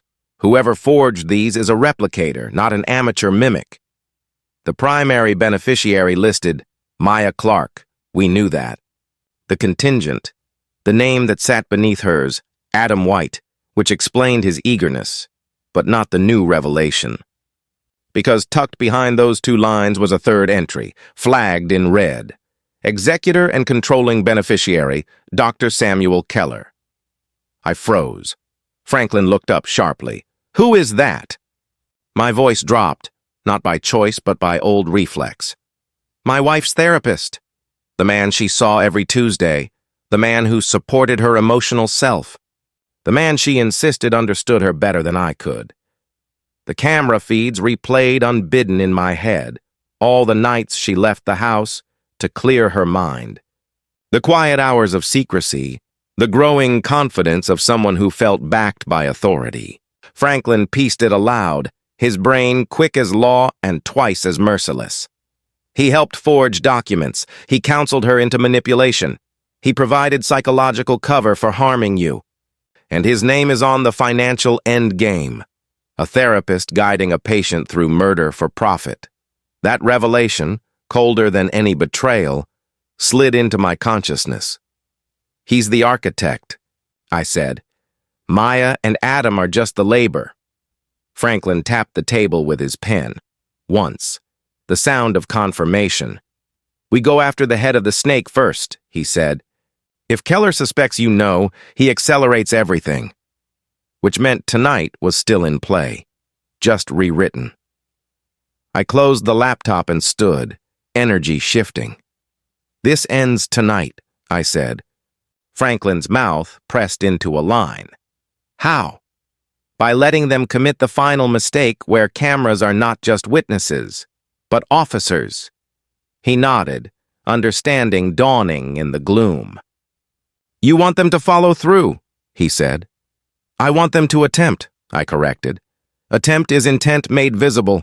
Attempt is failure dressed in evidence. And Keller? He asked. He will reach out, I said. They always do when control slips. We moved back to the living room. The house felt like a courtroom preparing for a trial before a jury made of algorithms. Franklin gathered the files. Police are tracking Adam and Maya now. They won't get far. And Keller? I asked. He's a licensed professional, he said, which means we can revoke everything he stands on once we have enough, which we will by morning. He paused. You need a place to stay tonight. I have one, I said, right here. He hesitated, loyal hesitation. You're certain? I'll let them talk, I said. One last recorded conversation. Then the law speaks. Franklin stood, placed a firm hand on my shoulder in a gesture of solidarity rather than comfort. I'll be close, he said. Call and half the city will surround this place.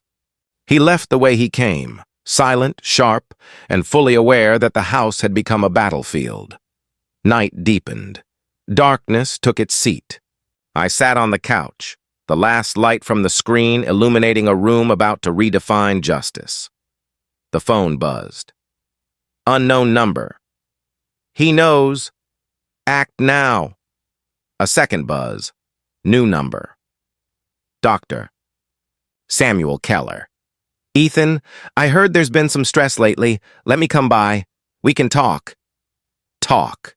The word predators use before they bite. I typed one sentence.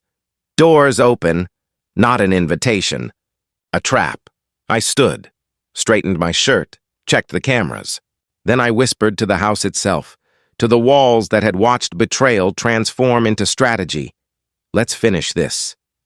The doorknob turned. A shadow entered, tall, confident, surgical in motion. And as he stepped into the living room, the cameras clicked acknowledgement. His first mistake. He thought I was vulnerable. His second. He thought the cameras were his enemy. He didn't know. They were about to become his confession. Dr. Samuel Keller walked into my house like he'd already memorized the exit routes. That was the first tell. Predators study geography. He scanned the living room with the trained casualness of a man who'd sold many versions of calm to people who never knew they were being conditioned. His suit was pressed too neatly for late evening. His shoes were quiet. Murder prefers soft soles, and when he smiled, it was the clinical approximation of warmth, lips performing, eyes on strike. Ethan, he said as if narrating his entrance. Rough day, I hear. His voice was practiced, low, the kind that makes patients confess things that suddenly belong to someone else. I closed the door behind him, letting the lock click like a period at the end of a sentence only I understood. You spoke with my wife? I asked. Simple question. Loaded answer. He placed his leather bag down, carefully like it carried fragile futures. She's concerned about you. Sudden paranoia, accusations, withdrawal. It's not uncommon when someone feels threatened by change.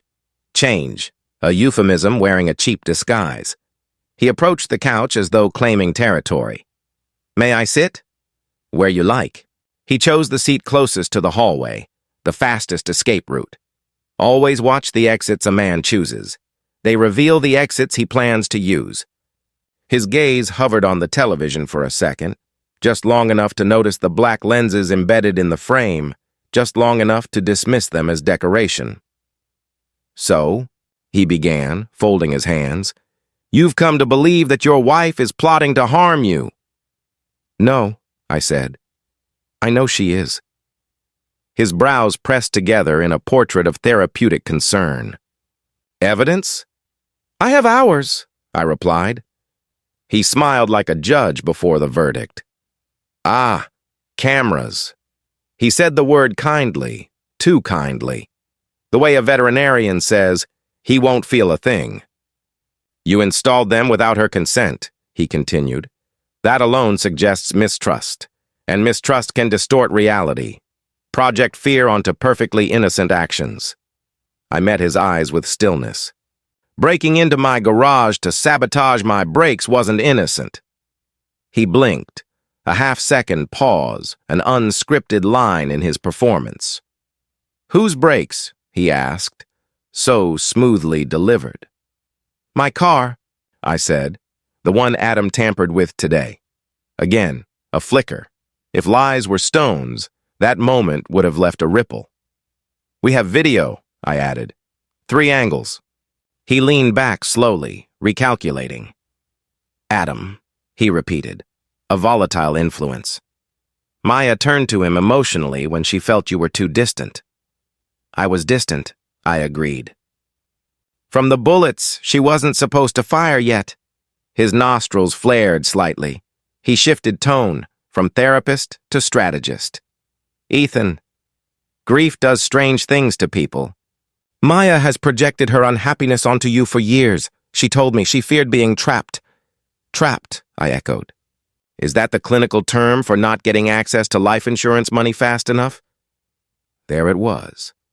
A crease in his forehead, the mask wrinkling under heat. "You're under tremendous stress," he said softly. "Stress can create narratives that feel real. Let me help you find clarity. That's why I came. Your wife is worried you're losing your grip. Perfect misdirection. Take the truth. Label it delusion, gaslight, bill by the hour." "You forged documents," I said. That stopped his breath. I tapped my phone.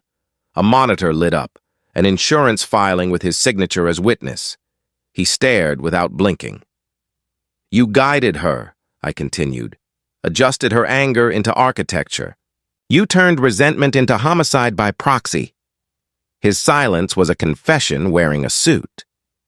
"She trusts you," I said. "So you taught her what a staged accident looks like. How to grieve convincingly, how to destroy alibis, how to hide intent." Still silent. "You coached a murder," I added, "and you're the one who benefits most." He finally inhaled. "You misunderstand. My job is to help clients through crisis." "By arranging mine?" I asked. He smiled then. Not warmth, but revelation. "Some relationships are prisons, Ethan." He spoke my name like a diagnosis.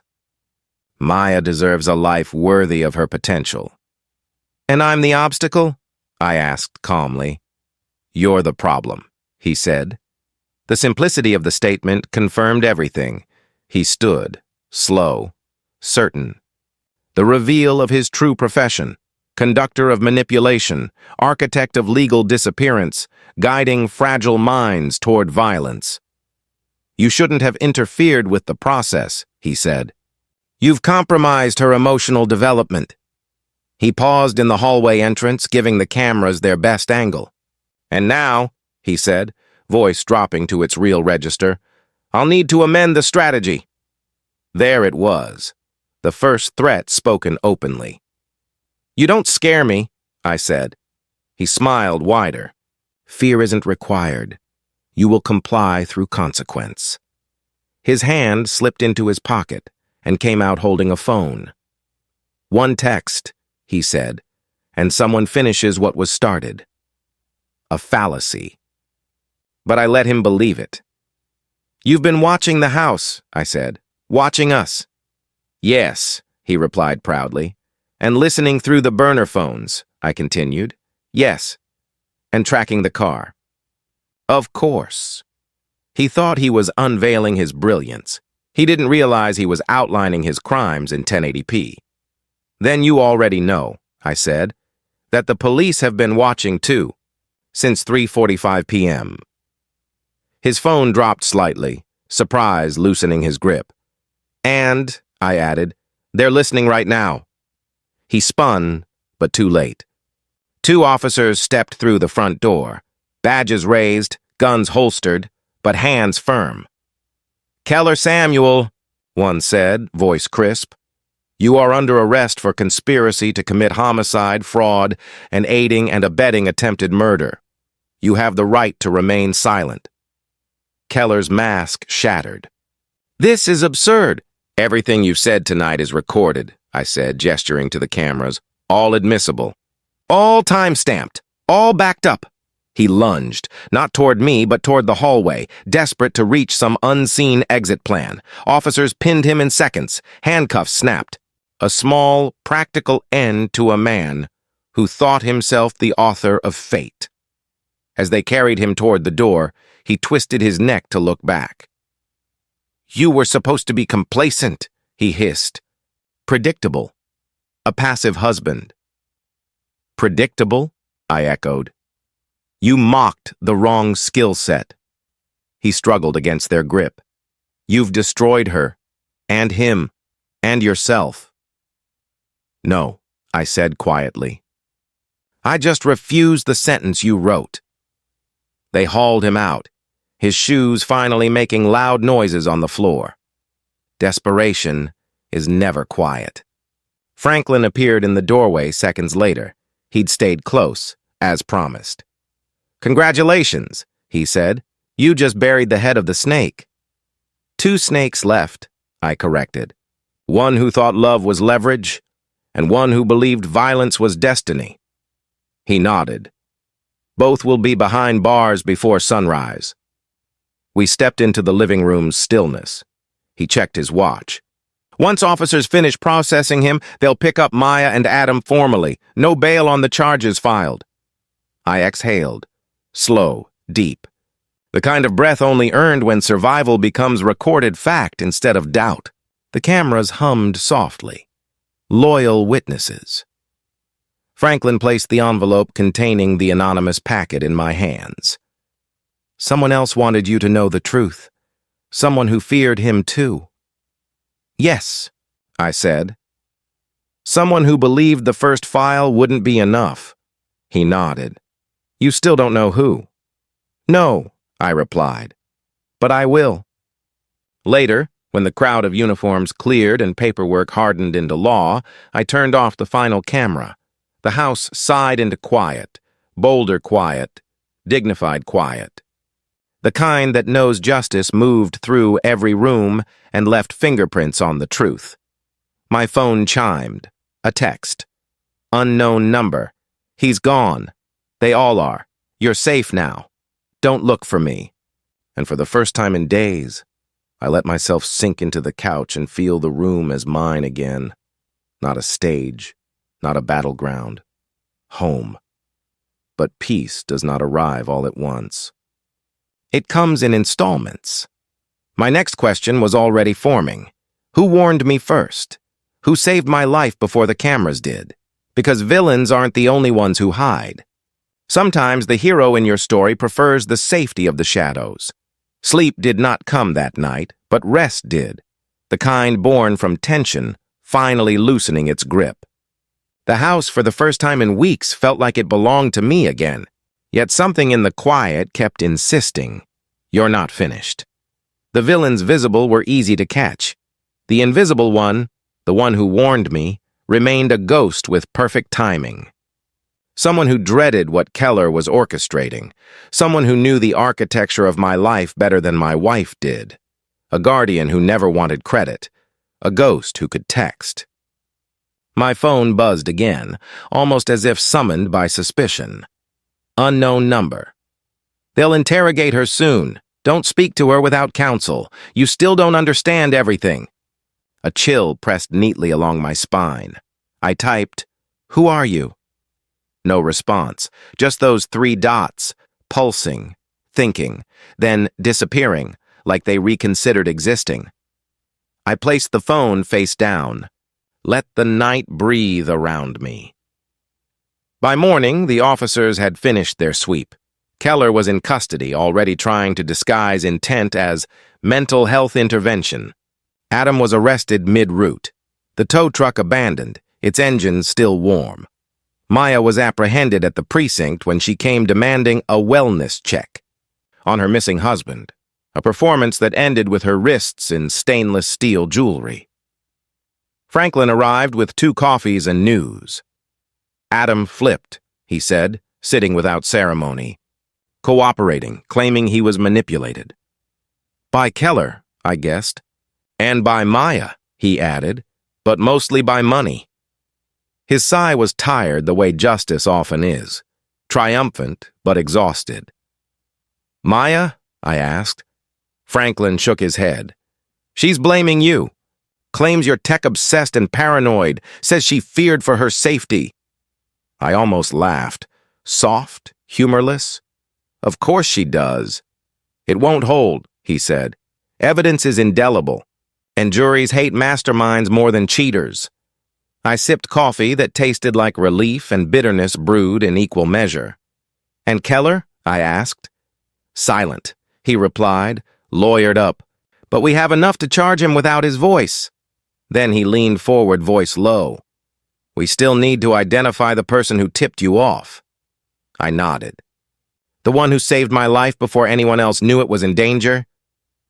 Do you have any idea who it might be? He asked. I have hypotheses, I said, but not proof. And proof is the only language that matters. He gave a half smile. You're thinking like me. No, I corrected. I'm thinking like someone who refuses to ever be blindsided again. After he left, I reviewed the camera feeds again, partly out of habit, partly out of curiosity. The house felt different now. Cameras once positioned to catch betrayal had become artifacts of a war won through patience. But then I saw something I hadn't noticed before. File 10, office camera, 09:03 a.m. A blur, not a glitch. Movement.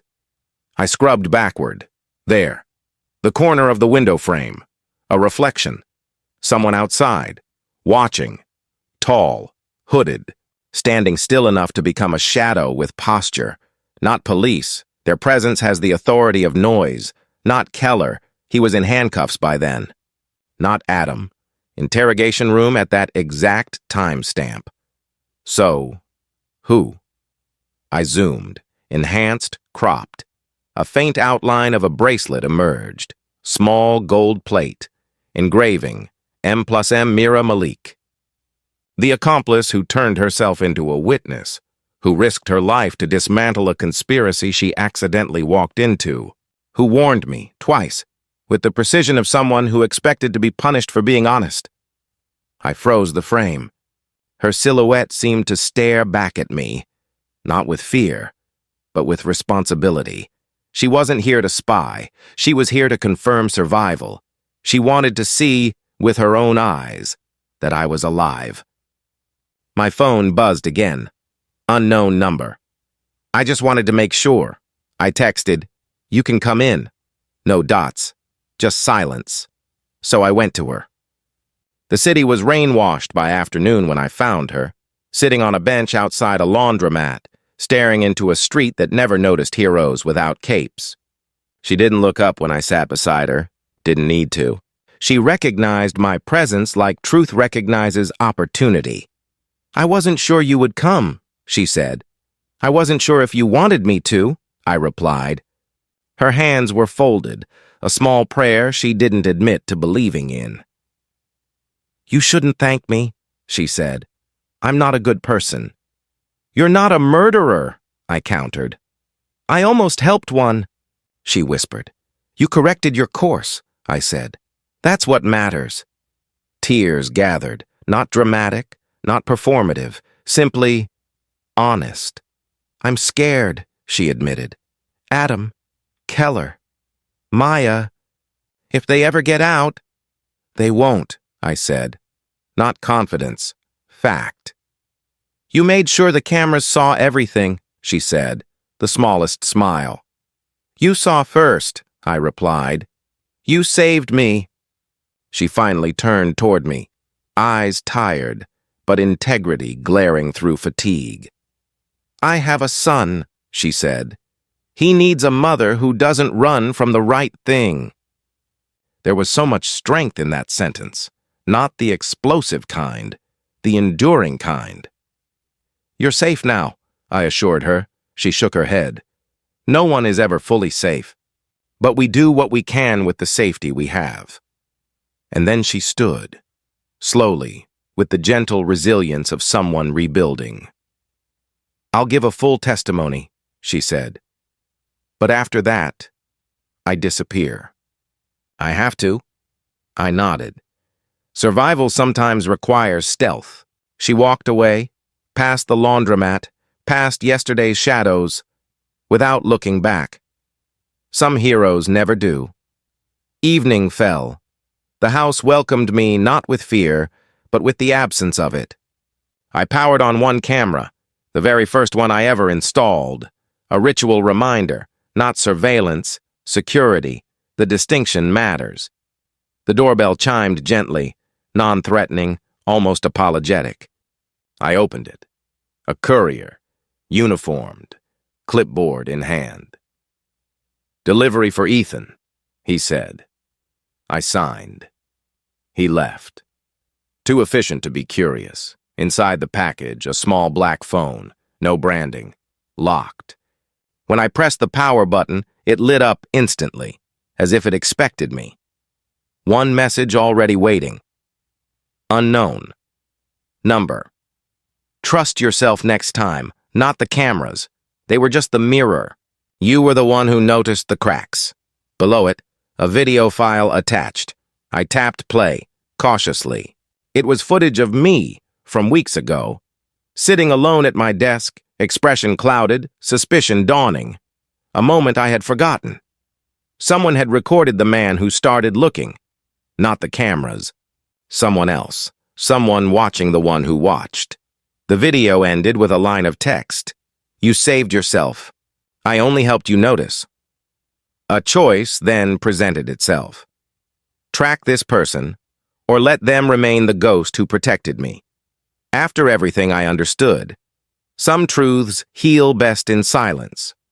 I locked the phone away, not erased, not ignored, preserved like a chapter that shaped the whole book but doesn't need attribution. Then I sat in the now quiet house, feeling the weight of survival settle into history. Not everything needed to be solved tonight. Some mysteries protect more than they endanger.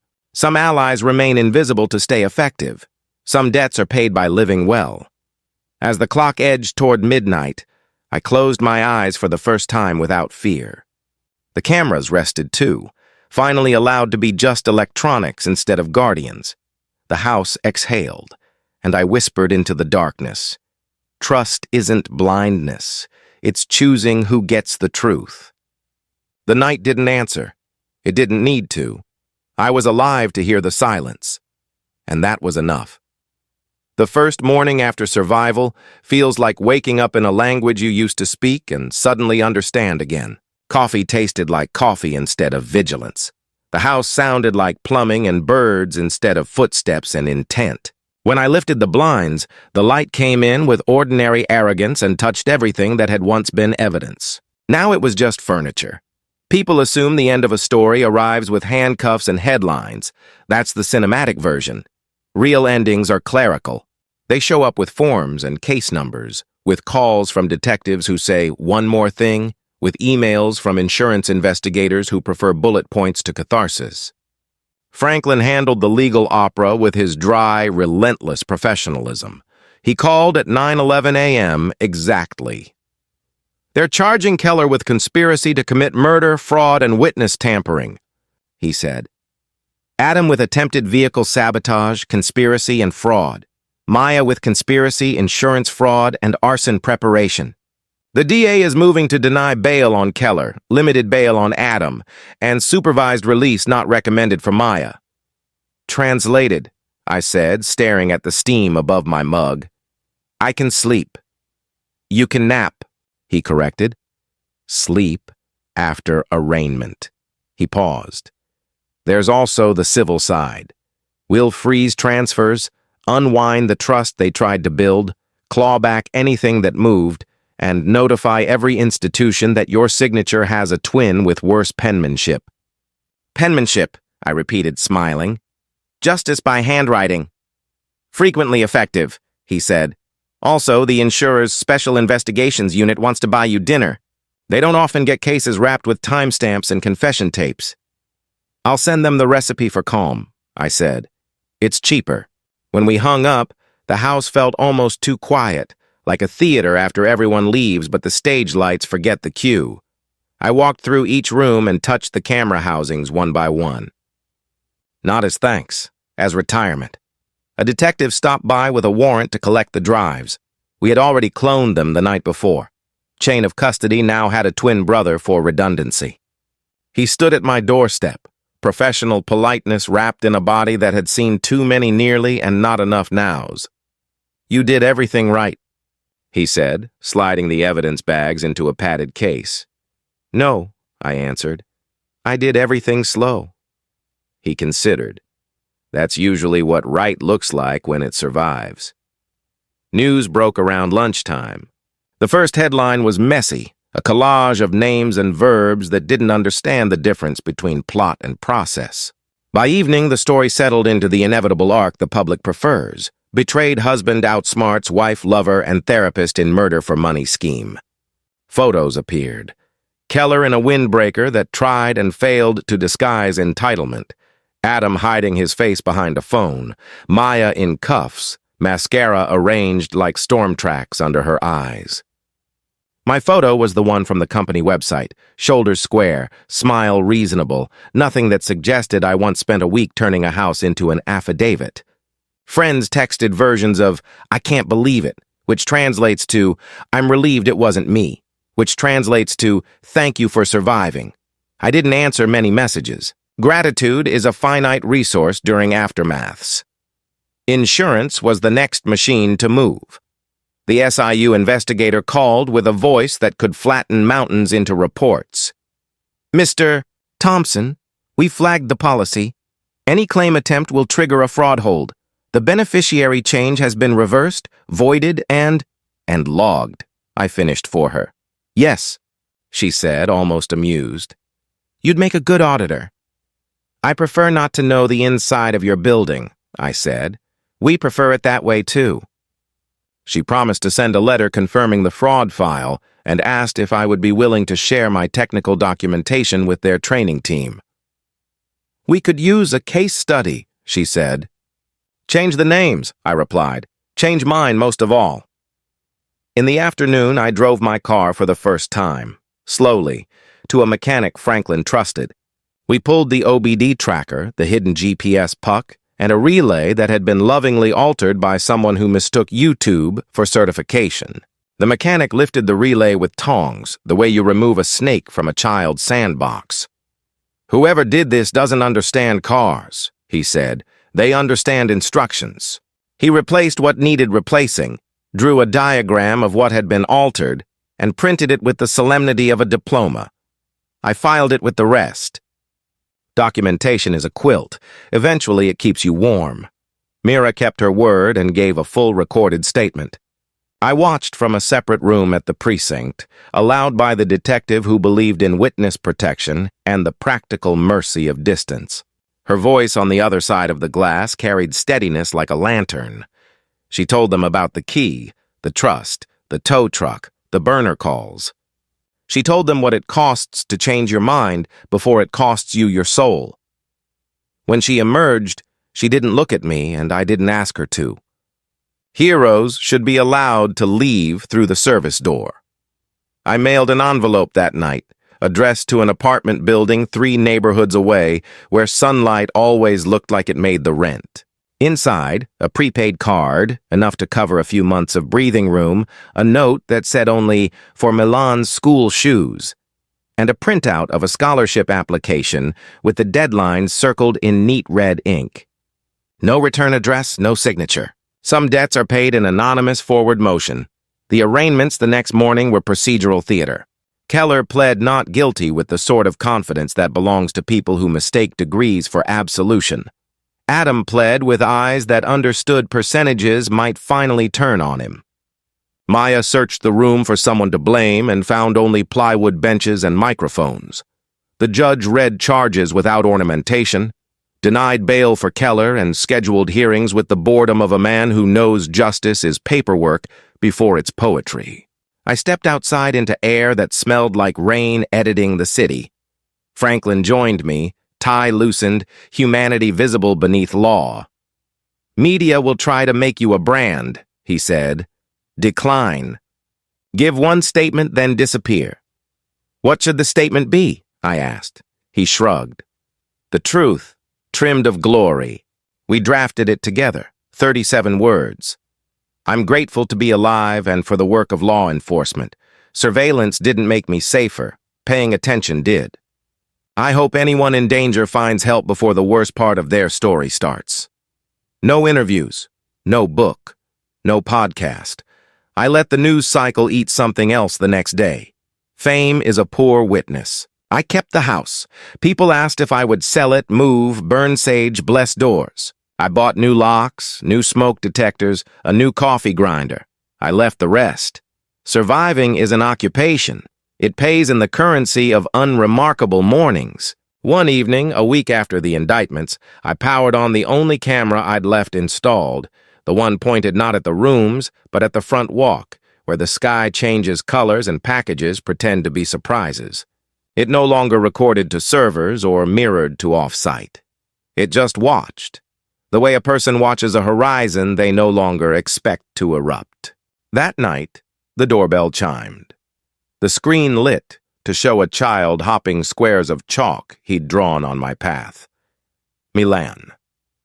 Mira stood at the gate, hand on the post, letting him count hops aloud. He reached 9 and grinned like it was a number he invented. He saw the lens and waved. I waved back through the glass.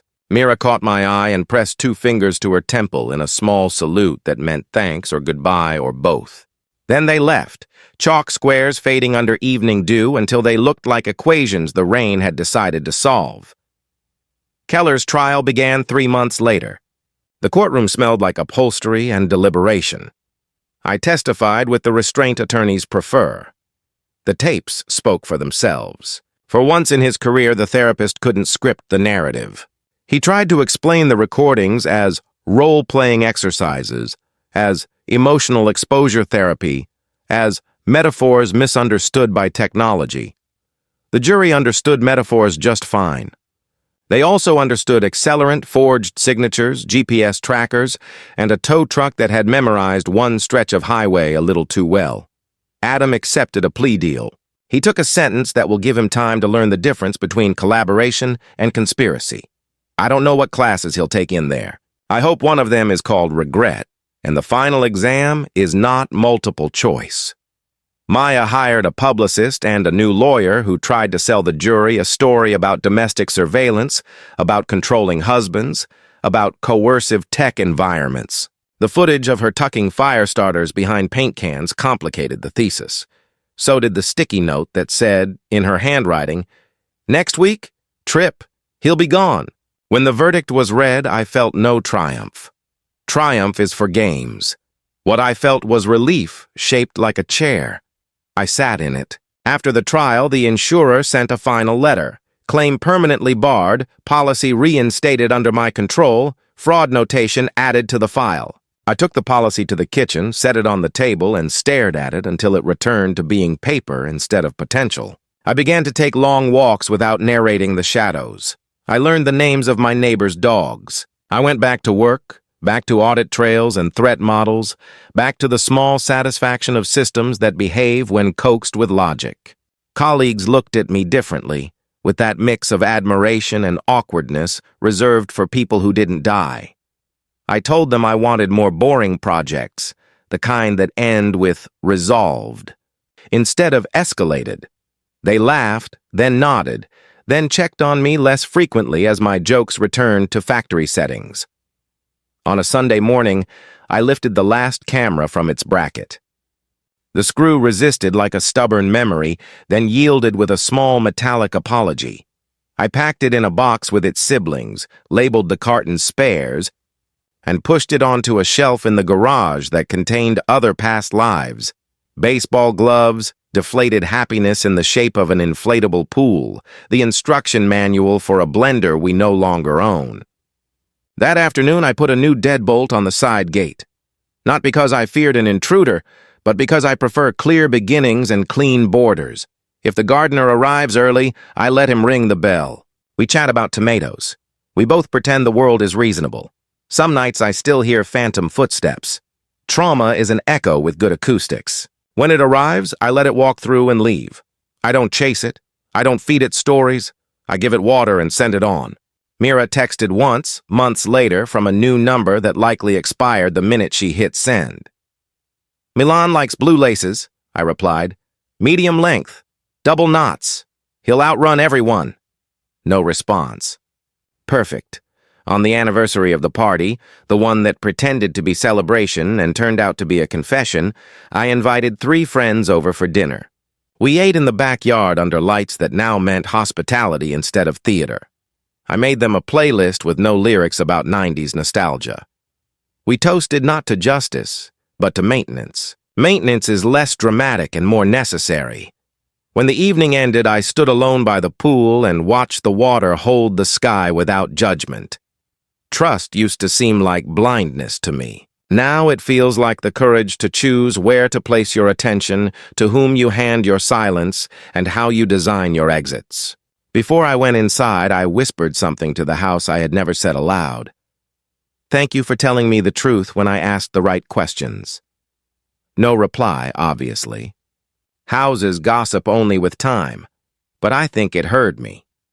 The door closed with the kind of click that means home, not closure. The cameras slept in their boxes. I slept in my bed. And in the morning, I wrote a small note and taped it inside the office cabinet where no one will see it unless they're looking for a spare light bulb. Protocol for hard days: breathe. Verify. Document. Don't perform. Trust the quiet parts of you that noticed first. That's not a revenge plan. It's architecture for living. The story ended the way I prefer systems to end, with logs closed, alarms silent, and a dashboard that reads all green. The house agrees. It hums, as if satisfied that files labeled truth have been archived properly. If anyone asks how I survived, I will tell them I didn't. The man who trusted without boundaries is gone. The man who trusts carefully remains. He waters the plants. He checks the locks at night. He laughs more than he used to. He replies to fewer emails. And when he hears a knock at the door, he doesn't panic. He looks through the window. He assesses. He opens or doesn't. Trust isn't blindness. It's design. The cameras were only mirrors. I learned to see,